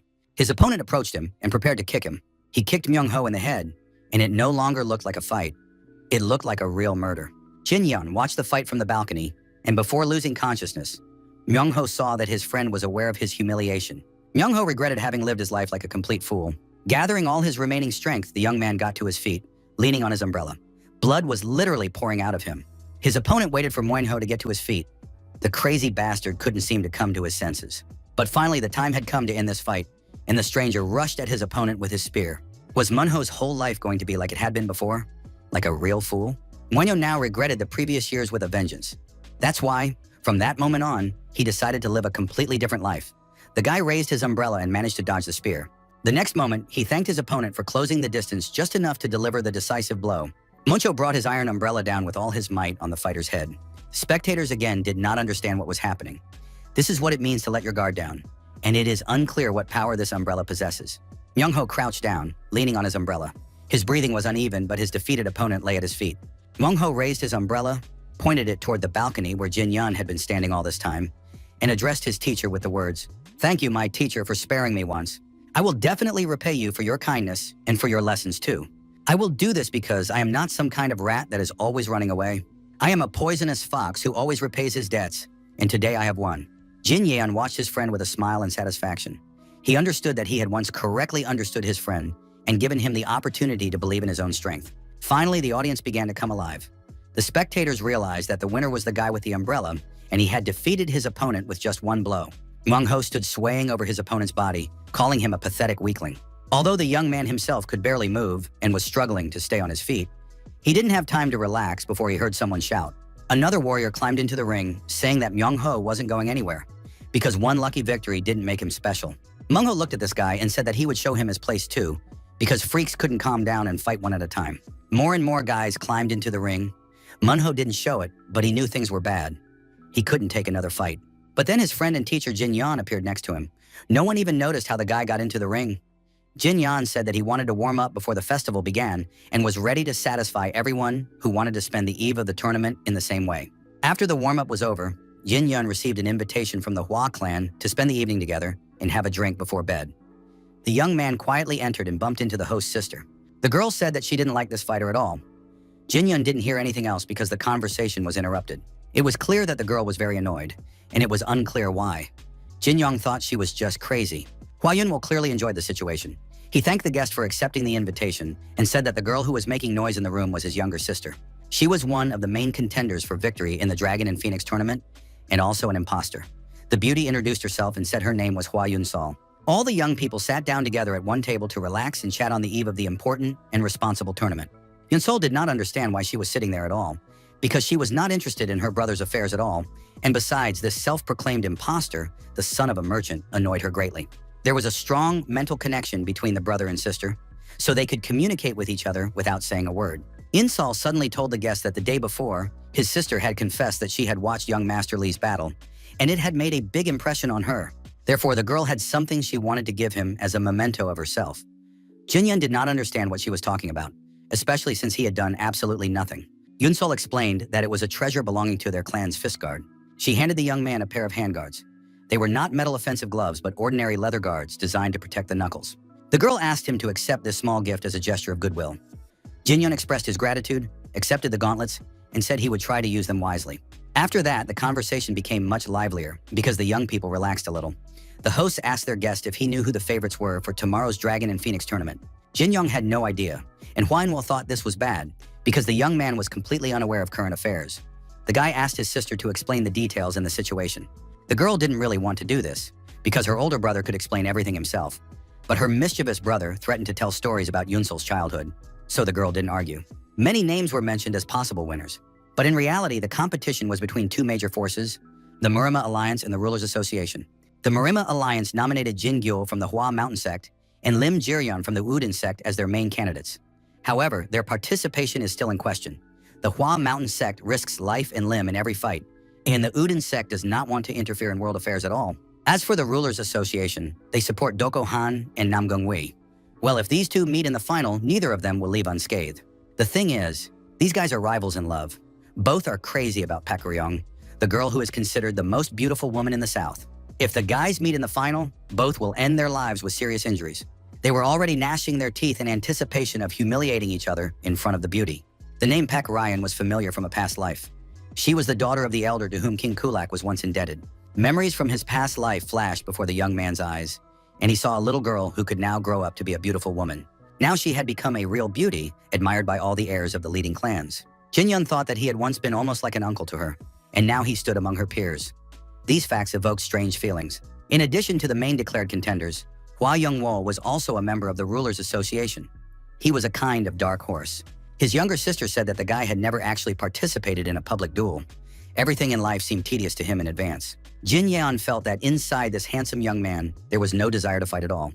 Although perhaps he was so strong that he simply did not need to fight at all, The guy gave off a feeling that he was someone to be feared, although there was no reason for such feelings. Yunsol continued her story and added that there were two more unpredictable variables in this year's competition. They are not very well known, but rumor has it that both warriors are quite strong. One of them is from the Hainan sect. The second unknown and unpredictable opponent was, of course, the young Mr. Li Jinyang. The young man was a little embarrassed, but at the same time pleasantly aware that serious fighters considered him a solid and clear contender for victory. Hua Yunwell asked his guest how ready he felt for the upcoming tournament. Jinyang put on the arm guards he had received as a gift from the Hua clan and said that among the participants in tomorrow's tournament, whom he had just heard about, none of his opponents were even considered serious contenders. The Hua siblings didn't even know how to respond to their guest's confident statement. When Unwol came to his senses, he began to laugh loudly, saying that it seemed Jinyon had no intention of losing in this tournament. Jinyon calmly drank his drink, while the host realized that this young man was indeed difficult to deal with. It was impossible to analyze him, understand his main martial art, level, or even personal interests. Hua Yunwol felt that the guest was not even interested in his sister, known as the Snow Phoenix. The young man showed no interest in her at all. Taking advantage of the fact that he was busy singing, Inval continued to make his assumptions, and he came up with an idea. Perhaps Jin Yun was actually focused only on becoming stronger. Jin Yun put on the arm guard and told his host that he really liked the gift and that it was truly a masterfully crafted item. The young people had a wonderful evening. The host came out to see their guest off. They said a warm goodbye and wished each other all the best for the upcoming tournament. The brother and sister were very pensive as they watched the departing guest. This young man had made an impression on them, and although he had spent quite a lot of time with them, he remained a dark horse. Insol asked her brother what he was going to do about tomorrow's Dragon and Phoenix tournament. The young man was very serious. He said that he had finally met someone worthwhile, but instead of truly befriending this person, he was already arguing about winning the tournament. Hua Yunsol told her sister that he would concede to the young Mr. Li. The girl realized that her brother was very impressed with this young man, and even she suspected that her brother had very tender feelings for him. Hua Unwol did not go into detail about his emotions, but it was clear that his body eloquently expressed everything that did not need words. Yunwol noted that their guest was an incredibly straightforward person because he never even tried to flirt with the beauty. It seemed that he was not a womanizer. Yunsol thought that Jin Yan was just pretending to be indifferent. She didn't want to admit that this merchant's son wasn't interested in her at all. Her brother continued to mock his younger sister, and the beauty declared that she had no need for this young Mr. Li. The older brother explained to his sister that she needed to look, feel, and live freely. In life, she would see many merchant heirs, strong warriors, and clan heirs who would be the most notorious bandits. Not every member of the Murama Alliance is a hero, and not every person in the underworld is devoid of honor. She needed to look with her eyes, listen to their words, and choose a worthy man. It is a worthy man that Insel should love, and all the talk her brother had just given her was just ordinary jokes. The guy hoped that his sister would not take them to heart. Hua Yinsel promised her brother that she would listen to his advice. Then the brother and sister continued discussing the evening, saying that the self-confident Jin Yan did not even consider the main fighters to be his rivals. If they had heard about this, they would have immediately drawn their swords. Yunwol and Yunsel continued to joke around when suddenly they heard someone scream. A man approached them and asked them to repeat what he had just heard from his close friends. It was Dong Go Han, the future head of the Doko clan. Hearing that some stranger dared to dismiss them as worthy opponents, the young man wanted to know who this insolent person was. Yunwol immediately sent his sister inside, forbidding her to stay near the men. Donko followed Insel as she went into the house with a rather eloquent look. It was clear that he wanted to get his hands on this beauty. Inwol explained to his friend that there was no need to worry, that these were just the words of some passing martial arts master, an ordinary chatterbox. Donko Han was not reassured. How dare a simple martial arts master say that he and Namgun Wu were nobodies? Donko guessed that these words came from the son of a merchant, the young Mr. Li, who had recently left this area. Donko said he had met the man, and he looked like the heir to the Yonha trading group. It was interesting to know what this guy was doing here at such a time. Probably Hua Yunwol had invited him personally. There were rumors that this guy's skills had improved a lot lately. Dongo wanted to know Youngwol's opinion. Which one of them was stronger? Hua Unwol was very reluctant to voice his thoughts on the matter and make any hasty statements. He could only say that the young Mr. Li, as everyone knew, had defeated Ouyang Sen. Therefore, he should not be underestimated. Donko Khan pointed his blade at his comrade and said that he found it strange to hear such words. Did Inwol really think he was weaker than that snotty merchant? Yunwol showed absolutely no fear. He said that Khan's character had not changed and wanted to know why the young man had actually come here. Donko Khan sheathed his sword and asked why Inwol himself did not want to participate in this year's Dragon and Phoenix tournament. Donko reasoned that if Inwol defeated the merchant's son, or Namgun Wu, the Rulers Association would have a winner this year. Inwol understood that the man was simply trying to manipulate him and had absolutely no understanding of the situation. Yunwol laughed in the young man's face and advised him to just participate and relax. This year, neither the Rulers Association nor the Murim Alliance would win the championship. Hua Yinbol smiled mysteriously, without going into further explanation, and said that this was his prediction as the future chief strategist of the Association of Rulers. Donko didn't know how to respond to that, but he wanted to know how confident Yinbol was in his prediction and whether he could back it up with action. Donko Han decided to bet 10,000 coins that the winner would come from either the Murim Alliance or the Rulers Association. Hua Yinbol assessed the situation and declared that he was willing to bet 30,000 coins that the winner would not belong to either of these groups. These guys were now bound by their agreements, and their financial situation also depended on the outcome of tomorrow's tournament. Donko advised them to prepare the money in advance and say goodbye to it, so that it wouldn't hurt so much the next day. Hua Yinbol wished his opponent luck, confident that his prediction was indeed correct. The next day, the Dragon and Phoenix tournament began with the qualifying round. The contenders gradually gathered in the city center and registered for the preliminary fights. If the warriors collected 3 name tokens, they could advance to the main round of the tournament. Li Jinyang also came to register. He was asked what name he would like to see on his name tag. The young man did not know, but it turned out that he could use a pseudonym. It was not necessary to give his real name in the preliminary fights. Of course, the young man wanted to register as King of Fists, but he couldn't afford such a name because he hadn't yet reached the level he had in his past life in relation to the title of king. Jinyon asked to write Warrior of the Fist on the sign. They wrote it down for him, wished him luck, and handed him the sign. When the registration process was complete, Jinyon moved towards the ring where the preliminary fights were to take place. The atmosphere before the tournament was very tense. The stakes were too high, and all the participants wanted to win. Jinyong paid attention to the fighters. Some of them looked quite strong. The internal energy of the young masters had grown significantly in recent times. However, the presence of internal energy did not guarantee victory for these guys. Jin Yan put on protective gloves and thought about what he would prove. Internal energy alone was not enough. This time, he was going to test the body techniques he had perfected. The young man approached the ring and noticed how the referee broke one of the fighters' scorecards. The referee explained that the guy had neither the skill nor the character to advance to the main round. Therefore, he needed to have pride, stop throwing tantrums, and calmly leave the tournament. The young man did not understand why he was disqualified after winning and asked for another chance. However, the judge was adamant. He stated that this was the Murim Alliance.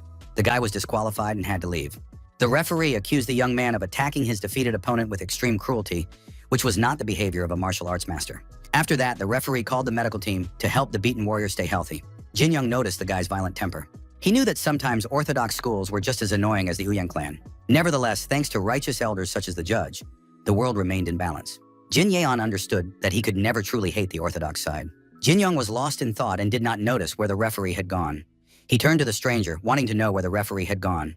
However, the man said that a spot had just opened up in the ring due to an injured participant, and therefore Jin Young had to enter the fight immediately. Li Jinyan stepped into the middle of the ring, bowed his head in greeting, and saluted his opponent. At that moment, the malicious judge appeared, saw this, and said that he had not seen such a well-mannered young man in a long time. The old man asked for the sign with the fighter's name. The referee read the name written on the plate and wished the fist warrior good luck in the tournament. The old man was very attentive and meticulous. He noticed the young man's protective gloves and said that he had not seen such gloves in almost 50 years. The judge said that the material of the gloves resembled the rarest thread of the heavenly silkworm, which was once produced by the Bakli clan. Jin Yun learned that these gloves were very valuable, and now understood that the gift from Yun Sol was not just a souvenir. But it was time to stop talking and get straight to the first fight. The old judge announced that the fight could be considered started and thoughtfully left the ring. Jin Young's opponent said that, judging by the gloves, his rival also fought with his fists. It looked like it was going to be an interesting fight. The young man did not have time to finish his sentence, because at that moment Jin Yong jumped at him. Li Jinyang hoped that his opponent was ready to start the fight. The guy threw a punch, although it seemed that the stranger was not expecting it. The opponent was knocked down by this light blow and lay motionless in the ring. The referee immediately rushed into the ring and announced that the fight was over and that the winner was the fist warrior. The referee thought about how he had sensed this guy's unusual aura and how his punch had been executed perfectly. The next opponent was the Reaper of Life. He entered the ring hoping to win and advance to the qualifying stage. Jin Yeon did not look at his opponent at all. He was completely focused on the fight. The Reaper of Life saw the last blow Jin Yeon delivered and realized that he was facing an unusual fighter, but one whose level was unclear. The man understood that in such moments, he needed to put all his inner energy into one decisive blow, and he rushed into the attack. Jin Yeon blocked the blow and managed to seize the initiative, preventing the strike from reaching its target. Jin Yeon managed to whisper to his opponent not to waste his energy on a wooden stick. At that moment, Jin Yeon's fist was already approaching his opponent's face. The young man believed that if he didn't waste his strength on the stick, he would be able to stop the blow. But for now, there was little chance of that. Spectators had already gathered around the ring, amazed that the fight had ended with just one blow again. Among the spectators were some of the most famous warriors. They watched the merchant's son's technique with interest, assuming that this was perhaps all he was capable of to defeat his opponents. However, it became clear to everyone that the rumors about his strength and martial arts skills, which had spread around Jin Yan's name, were not in vain. The old judge clearly sympathized with Jin Yan.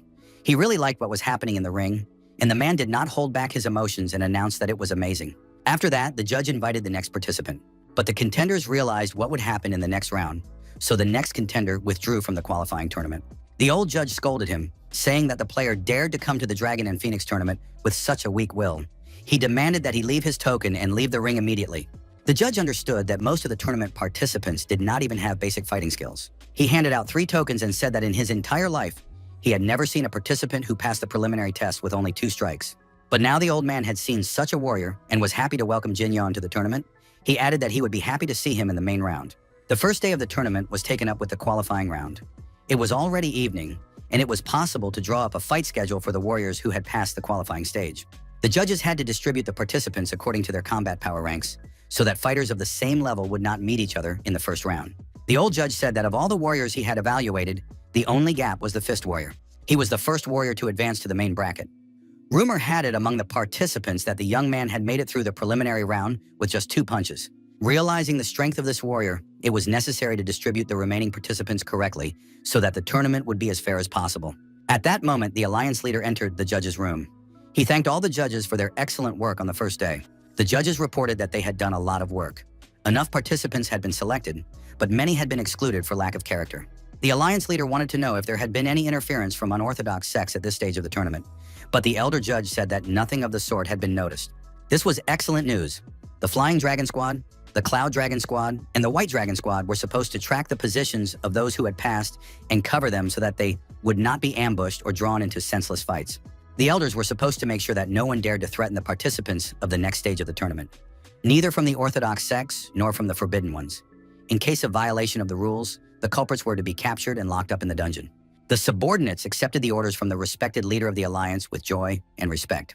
As he was leaving the judges' meeting, Yu Chonghong asked Marim, for the sake of the alliance's honor, to ensure that none of the passing warriors were harmed. After that, the alliance leader left the room, leaving the judges to draw up the tournament bracket. Silence reigned in the room for some time. Everyone felt the weight of responsibility and understood the importance of the upcoming tournament for the life of the entire alliance. The next day, the main stage of the Dragon and Phoenix tournament began. The judges worked all night to draw up a fair tournament bracket and distribute the participants fairly. Spectators gathered in the stands, coming with their entire families to enjoy the martial arts festival. Yu Chonghong was alone in his chambers. He did not want to share his thoughts with anyone. He preferred to enjoy the silence. Soon the judge appeared and reported that all preparations were complete and the tournament could begin. The alliance leader turned his head and saw light coming into the room through the unlocked doors. Myung-ho continued to complain. He couldn't see well from his seat. The guy wanted to be seated in the front row because he had already passed the qualifying stage. Jeon-woong approached his opponent and offered to make a bet on the upcoming championship. Jeon-hoon was confident of his victory, so he didn't understand why he should take such a risk. The friends teased each other, calling each other braggarts. The alliance leader thought that old age was taking its toll, and memories of his youth flooded back to him. Before his eyes stood the face of a friend who was almost like a brother to him. And then that same face was covered in blood, with a look of pain in his eyes. And then one of his friends, Jeon-woong, is mortally wounded by a sword that pierces his back. Dying in his friend's arms, Jeon-woong asked Jeon-hong to lead the battle. Yu Jeon-hoon had to find the greatest sinner in the entire Oran company. He had to become the leader of the alliance and prevent the villains from the demonic faction from escaping. But Jeon-hoon himself was also sinful, as he was the commander at that moment. His fighters obeyed their commander and willingly gave their lives. But how could martial arts masters start this war?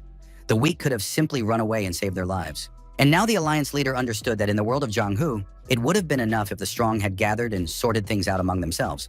There was no need to drag ordinary people into their merciless fights. The alliance leader was struck by the fact that such thoughts still tormented him. The man went to the tournament, hoping that perhaps the outcome of today's competition would be his liberation and his last battle. The spectators were happy to see their idol alive, because the alliance leader was almost a god to ordinary people. People chanted his name, welcomed him, and called him a great hero. Yu Chonghong simply waved calmly to his subjects in response, knowing that he was not really a hero. The alliance leader began his welcoming speech. He said that 45 years ago, a young man with tousled hair came here, borrowed money to participate in the competition, and now stands before all the people. Jin Yan, like the others, listened attentively to the leader. He respected this serious and fair man. In those days, even winning 1 or 2 fights was considered a feat. Sometimes it happened that someone died in an accident. Something like that happened in the very first fight, when a martial arts master won. He belonged to a respected clan, and in the second duel, a master from the Golden Blood sect won. The man who took second place began to live in the Murim Alliance, and his name was Chongwon. Over time, this warrior received the Star Sword.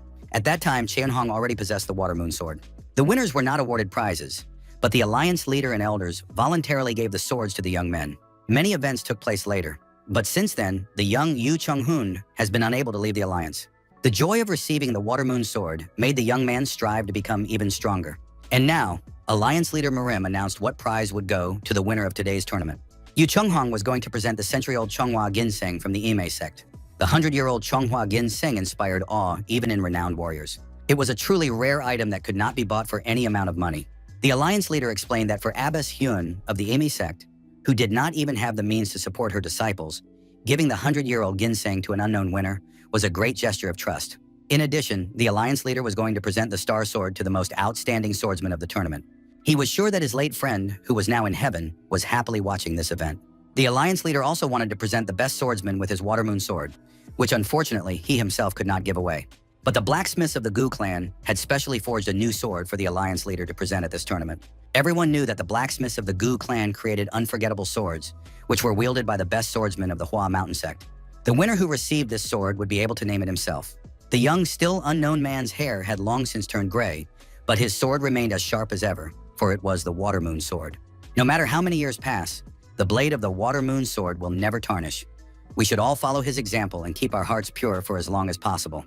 Every warrior must remember that someday he will go to heaven, and there wars will be judged by personal qualities, taking their rightful place. Thus, at this tournament, a 100-year-old Ginseng, the Star Sword, and the Sword of the Gu Blacksmiths will be awarded. These awards are given without any conditions for one reason only. And this reason is clear to all pious warriors, for they all belong to Orthodox sects. After that, the alliance leader announced that the Dragon and Phoenix tournament could be considered open. Manhwa was also impressed by the alliance leader's welcoming speech and said that the old man really looked impressive.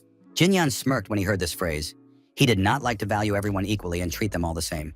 It was not about the pride, authority, or righteousness of the Orthodox, but about the statement of an old man who had already lost so much.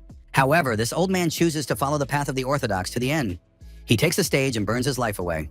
He is ready to fight and defend his beliefs. He respects crazy and stubborn martial arts masters, but the Orthodox are not always right. They can also be wrong. Jinyan's thoughts are interrupted by the announcement of the start of the first match of the main tournament bracket. The participants in the first fight were Fist Warrior and Double Spear from Hebei. They were asked to enter the arena immediately. Jinyang stepped into the ring, deciding to immediately determine how strong this orthodox fighter he was about to face was. The guys got ready. Jinyang was unarmed while his opponent was armed with 2 spears. This was Jinyang's first experience against a master who wielded 2 spears at once. A warrior named Double Spear looked at his opponent in surprise.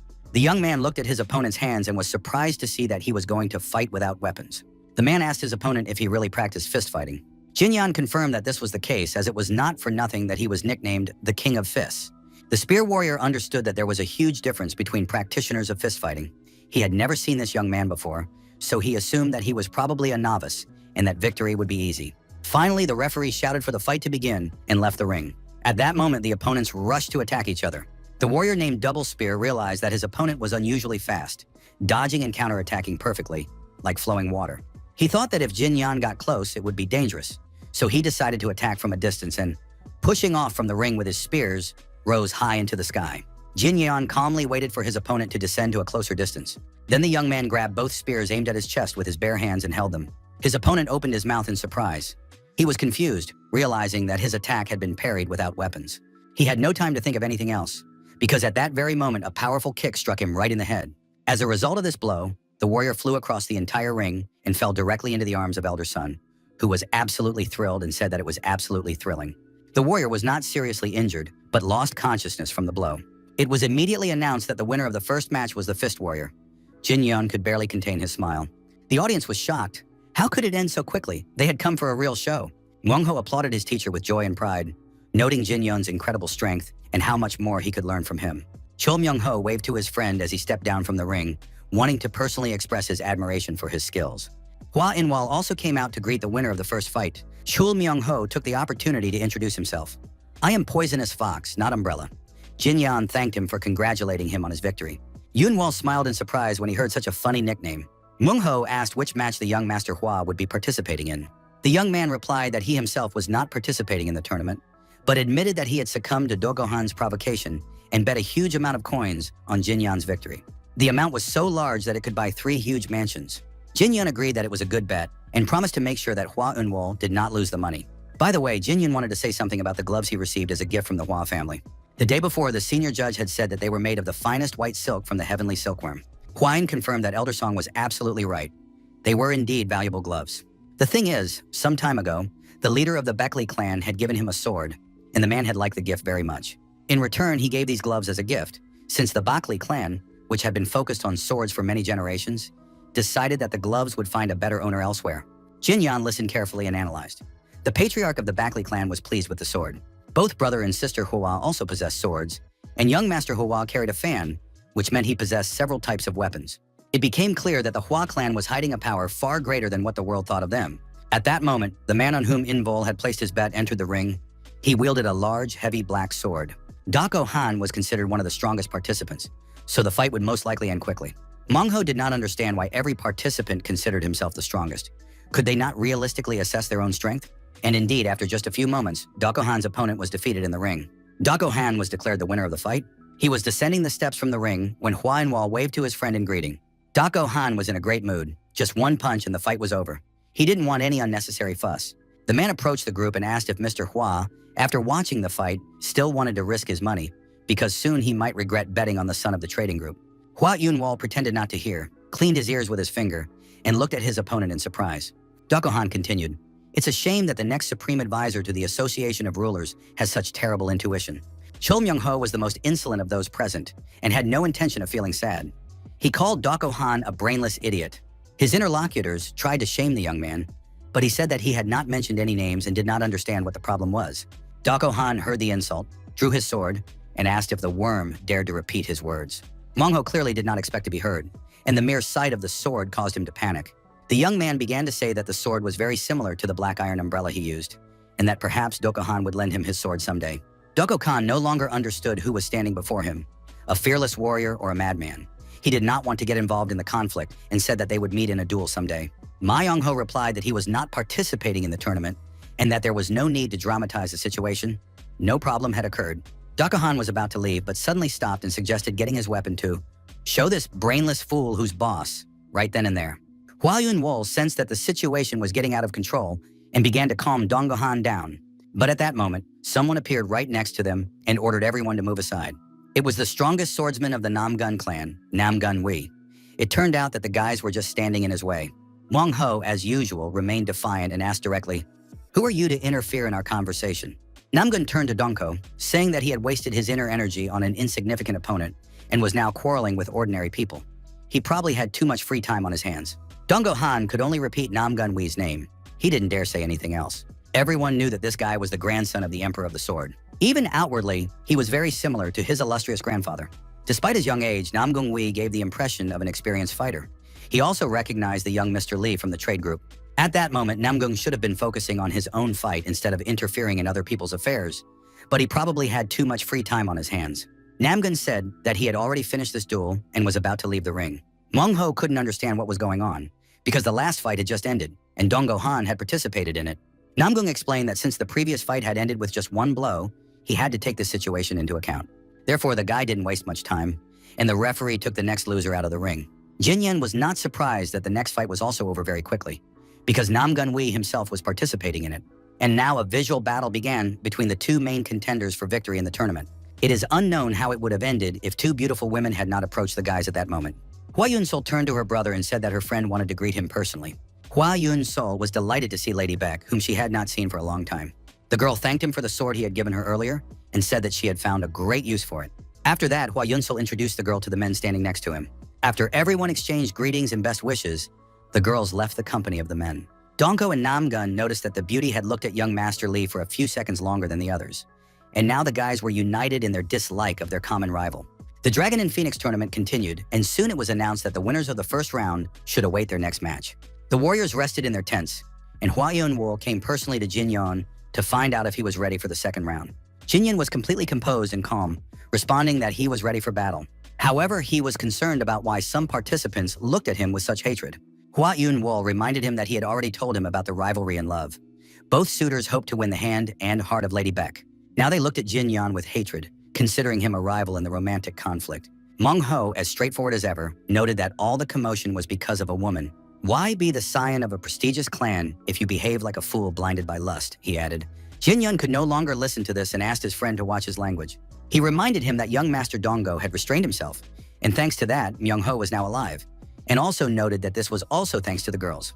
Chul Myung Ho remembered his promise to be an obedient student, bowed, and said he would definitely take this into account. The brother and sister watched the dialogue and were touched that a real friendship was indeed developing between such different guys. But soon it was time for the second round. Jin Yan finished his match almost instantly.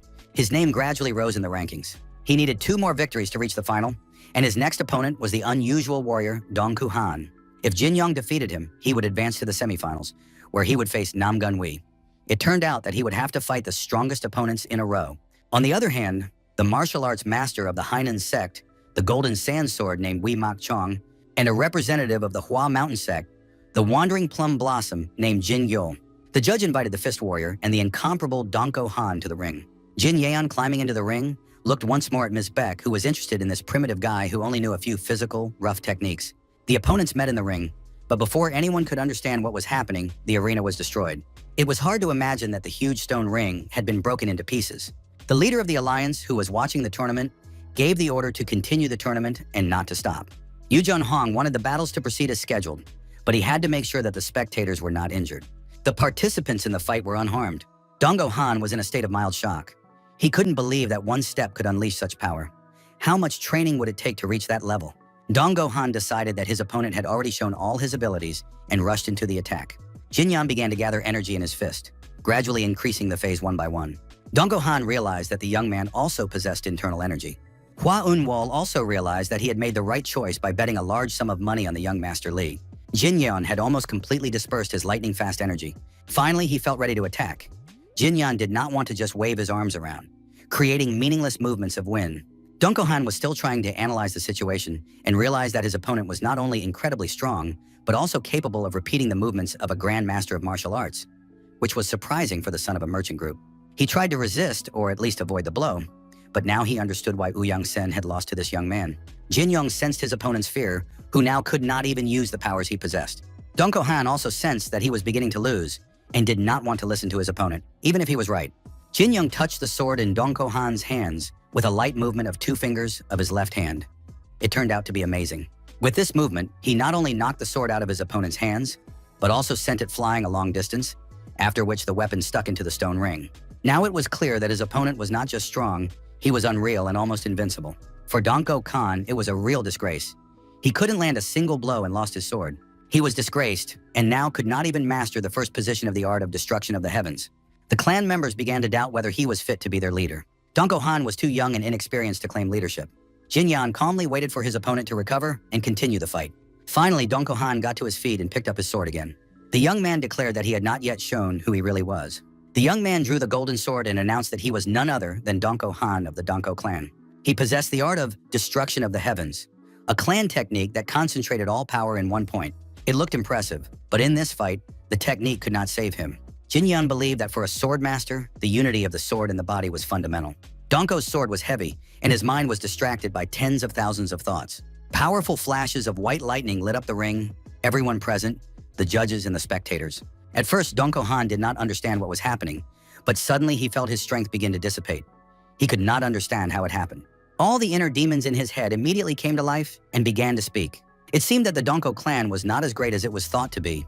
Now it became clear why it had not yet been recognized. It was an empty cart that rattled loudly.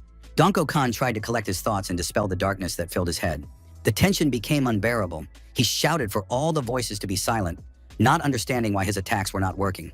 He was struck by the fact that his opponent remained completely calm, his eyes filled with a powerful, wild force. Everyone knew that the children of great clans, raised under protection, possessed even more vicious inner demons. This was due to the pressure placed on them by society and their subordinates, which hurt more than any enemy. If the body becomes strong and the mind weak, the sword turns against its master, and a discord arises between body and soul, leading to collapse. To get through such moments, one must learn to control one's inner forces. You need at least a minimal foothold to hold on to in order to feel peace. Initially, the art of destroying the heavens is a technique that concentrates scattered energy in one point. You need to gather your wandering inner strength and strengthen it. Donko Han said he understood and would try to apply the technique again. The guy gathered all his strength, expelled the demon from his head, and the destruction of the heavens technique worked. Jin Yun dodged and was already standing next to his opponent, whispering in his ear that he should consider the fight a blessing, since he was from the orthodox faction. He didn't have time to add anything else. The blow landed squarely on Donko Han's head, and the young man flew across the ring, landing on his backside. He only had time to look up at the sky and acknowledge his opponent's skill. Jin Yun seemed to tower above the mountain, higher than even the art of destruction of the heavens could reach. Donko Han realized his complete helplessness. Jin Yun demanded that the young man get up again and try to activate the technique. And then he repeated it over and over again. This was where everything had to be done correctly. But suddenly, a voice announced, "The duel is over." Yu Jong-hun turned to the swordsman. "Don't you understand that the Fist Warrior is constantly waiting for you? Continuing this disgrace will humiliate not only you, but the entire Donko clan." The alliance leader did not understand how the young man would be able to look his father in the eye if he continued to fight in the same spirit. But if this duel was viewed as a lesson, the experience gained could be used for more diligent training in the future. Donko Khan understood what the alliance leader meant. The young man threw his sword into the ring, bowed his head, and announced to his opponent that he had lost the match. After that, Dongo Han turned around and left the ring without looking at anyone. Jin Yeon was declared the winner of the fight, but in reality, he was not in a joyful mood despite his victory. When the fight ended, the spectators and warriors did not disperse, but whispered among themselves, discussing what they had seen. Namgung Wei said he regretted not being able to defeat his main opponent himself, but what happened turned out to be even better than he could have expected. Now Namgung Wei had the opportunity to tear apart the smiling face of the young merchant with his own hands. After the fight, Hua Yun-wol approached his opponent, thanked him, and said that he had learned a lot, and also congratulated him on his victory. Namgung Wei was amazed that Jin Yan had hidden his inner energy until the previous fight. He turned out to be much more calculating than he seemed at first glance. In fact, Namgung Wei felt very excited. He did not understand how to fight against the young Li now. The main thing was not to suffer such a humiliating defeat as Dongo Han. Dongo Han's fighting style consisted of crushing his opponent with overwhelming force. But with this approach, he was no match for Jin Yan. In terms of pure skill, Jin Yan was far superior to everyone else. But Namgung Wei believed that he had more information and knew the only way to win. Once Namgung Wei suffered a defeat, went to his grandfather and honestly admitted it. He said he had expected to win, but even at checkers, his grandfather beat his grandson. His grandfather explained that being confident without calculating every move is the lot of amateurs and weaklings. Those with Namgung blood in their veins always rise above the rest. You have to look at the board from above and control the moves, not just play with the pieces. The grandson must remember, the Namgung clan will never be just a pawn on the board. He must read the moves and command the entire game. This is the only way for the Namgung clan. Namgung Wei thought that one must look at the board from above, but first one must draw the opponent into one's game. Finally, the time for the duel had come, and the strongest swordsman of the Namgung clan was invited to the arena. Next, Li Jinyan, the Fist Warrior, entered the arena. The opponents stood facing each other, greeted the audience and guests of honor, and prepared for the start of the fight. The stands were in a frenzy as the spectators cheered on their favorites. Myung-ho was literally bursting with excitement for her teacher, hoping for his victory. Jin Young assessed his opponent and noticed that the warrior looked much more composed and serious than Dong Ku-han. He decided to make the first move and immediately rushed into the attack. Namgun Wei managed to raise his sword, and the punch landed right on the blade. Jin Young noted that his opponent's center remained completely motionless. The warrior possessed the unsurpassed art of the ruler's sword, and it was necessary to take the fight as seriously as possible. Hua Yunwal watched the fight closely and immediately noticed that Namgung Wei was using the 8 strikes of the ruler technique. Initially, this sword technique uses internal energy with extreme precision to gradually deplete the enemy's strength. Now it was more like a barrier tailored for defense. Upon contact with this energy, the warrior's internal strength begins to deplete. The only way to overcome this is to jump over the empty space above. Jin Yun understood that his opponent wanted to lure him into jumping, so he created a powerful barrier around himself. He wanted to see what his opponent would do if he didn't make the expected jump, so he launched a direct attack. Namgung Wei did not expect his opponent to rush headlong. Only a madman would do such a thing. Despite the protective barriers, Jin Yan made his way to his opponent and delivered a powerful blow to his torso. Namgung Wei flew across the ring, and Jin Yan wanted to see how long his opponent would last if he used mental techniques. Namgung Wei got up, wiping the blood from his face, and thought about how absurd their battle was. His opponent was trying to break sword techniques with his fists, but he decided to calm down to regain control of the fight. Both fighters prepared to continue, and Namgung Wei decided to attack first. This was unsuccessful. The audience immediately saw that all his attacks were being blocked. Jin Yan held his own, showing no sign of weakness. He noted that his opponent had truly mastered the martial arts of the Sword Emperor and was capable of defeating most of the younger generation. But to become the strongest under the heavens, he would have to surpass the Sword Emperor himself, despite all of Namgung Wei's superior techniques. Jin Yan took this duel as a lesson to better prepare for the upcoming battle with the Sword Emperor. Namgung Wei was already feeling tired. His sword strikes were not reaching their target. The young man began to lose heart, but suddenly noticed something interesting that caught his attention. Jin-Yun struck with his palm, then his fist, then his foot, and again with his palm, fist, and foot. Nam Gungwi figured out the pattern and noticed that the previous strike was a kick, which meant the next one should be a palm strike, and the young man prepared a block to deflect it. But Jin-Yun laughed in his opponent's face and said he was wrong. Now there would be a punch. Nam Gungwi missed the blow, but managed to think that his opponent was a master of fist fighting who also used sound techniques. It became clear that from the very beginning, there were no rules on the game board. There was a variable that the young man had never encountered before. The Namgung clan had always sought to dominate the board. But Jin-Yun turned out to be a man who destroys this board himself, creates rules, and does everything his own way. Nam Gungwi sat in the ruined arena, his head bowed, unsure of what else he could do in this situation. The spectators whispered among themselves, wondering how the Namgun clan could suffer defeat so easily.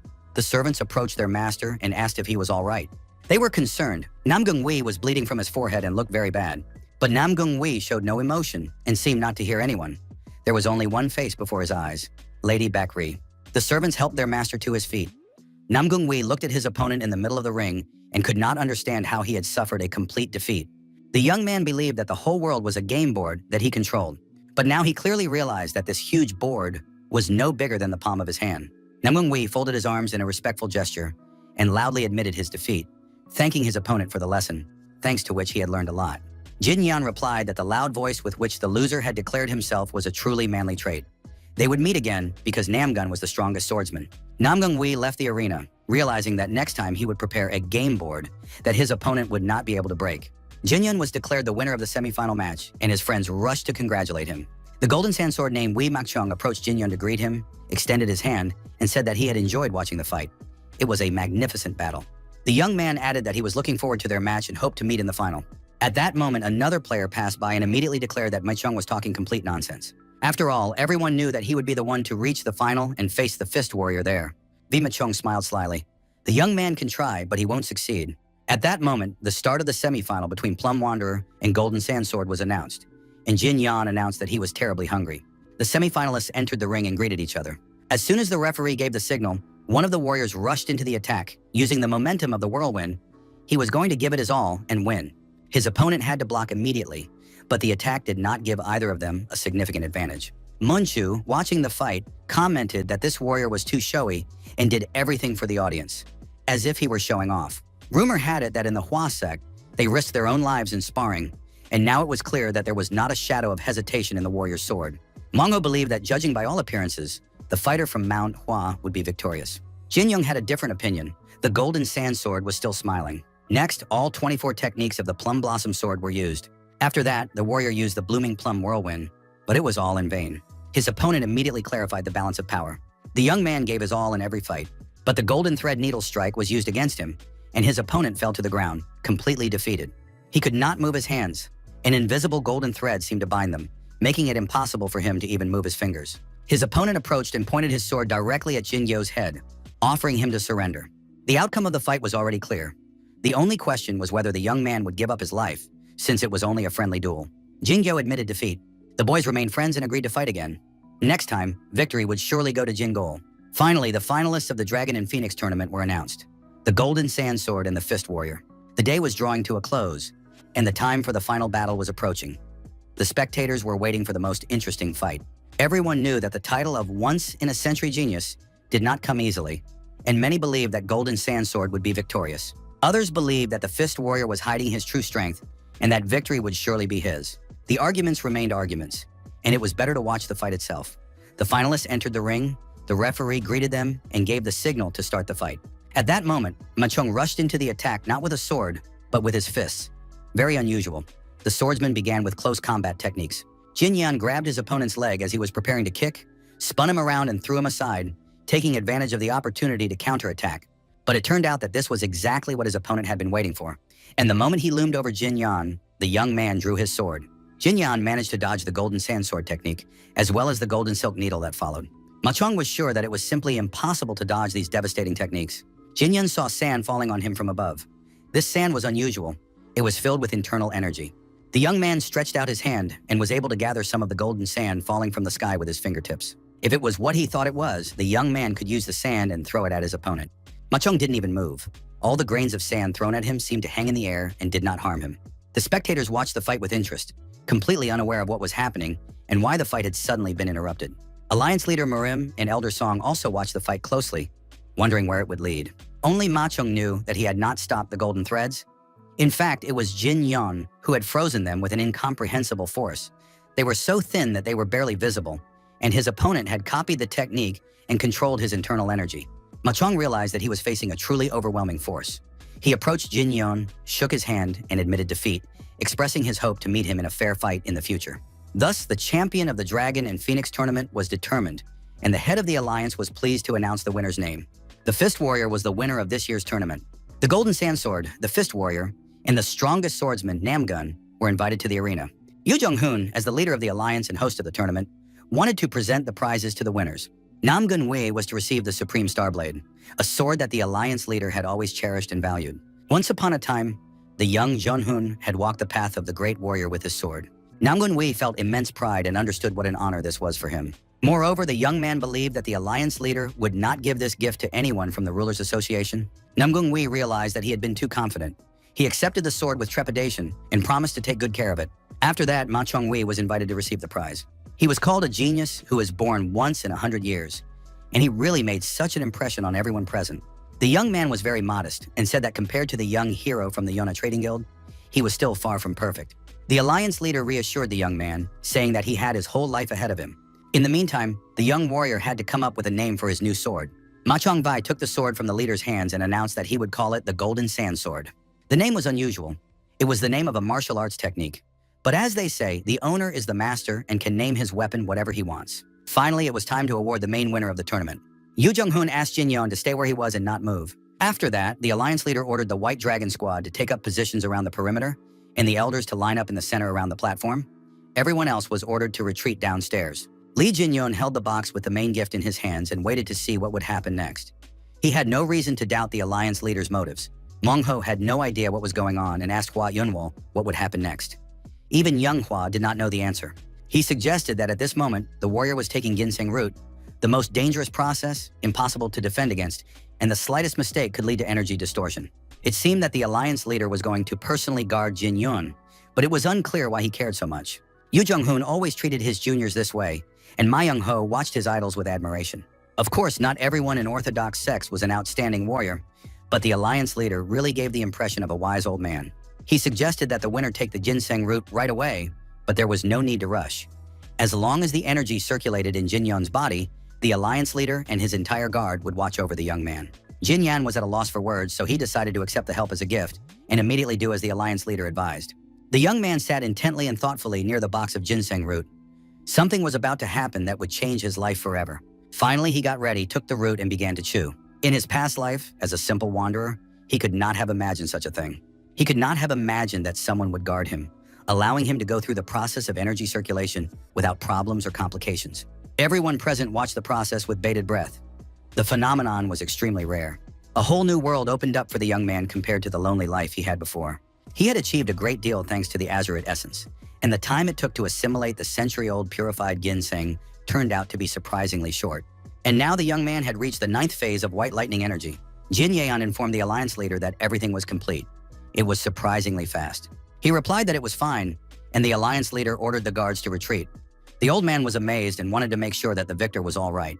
Jin Yan felt embarrassed, even a little ashamed, but he admitted that he was terribly hungry. Yu Jun-hoon suggested that the young man call his friends and promised that he would treat the winner to a delicious meal.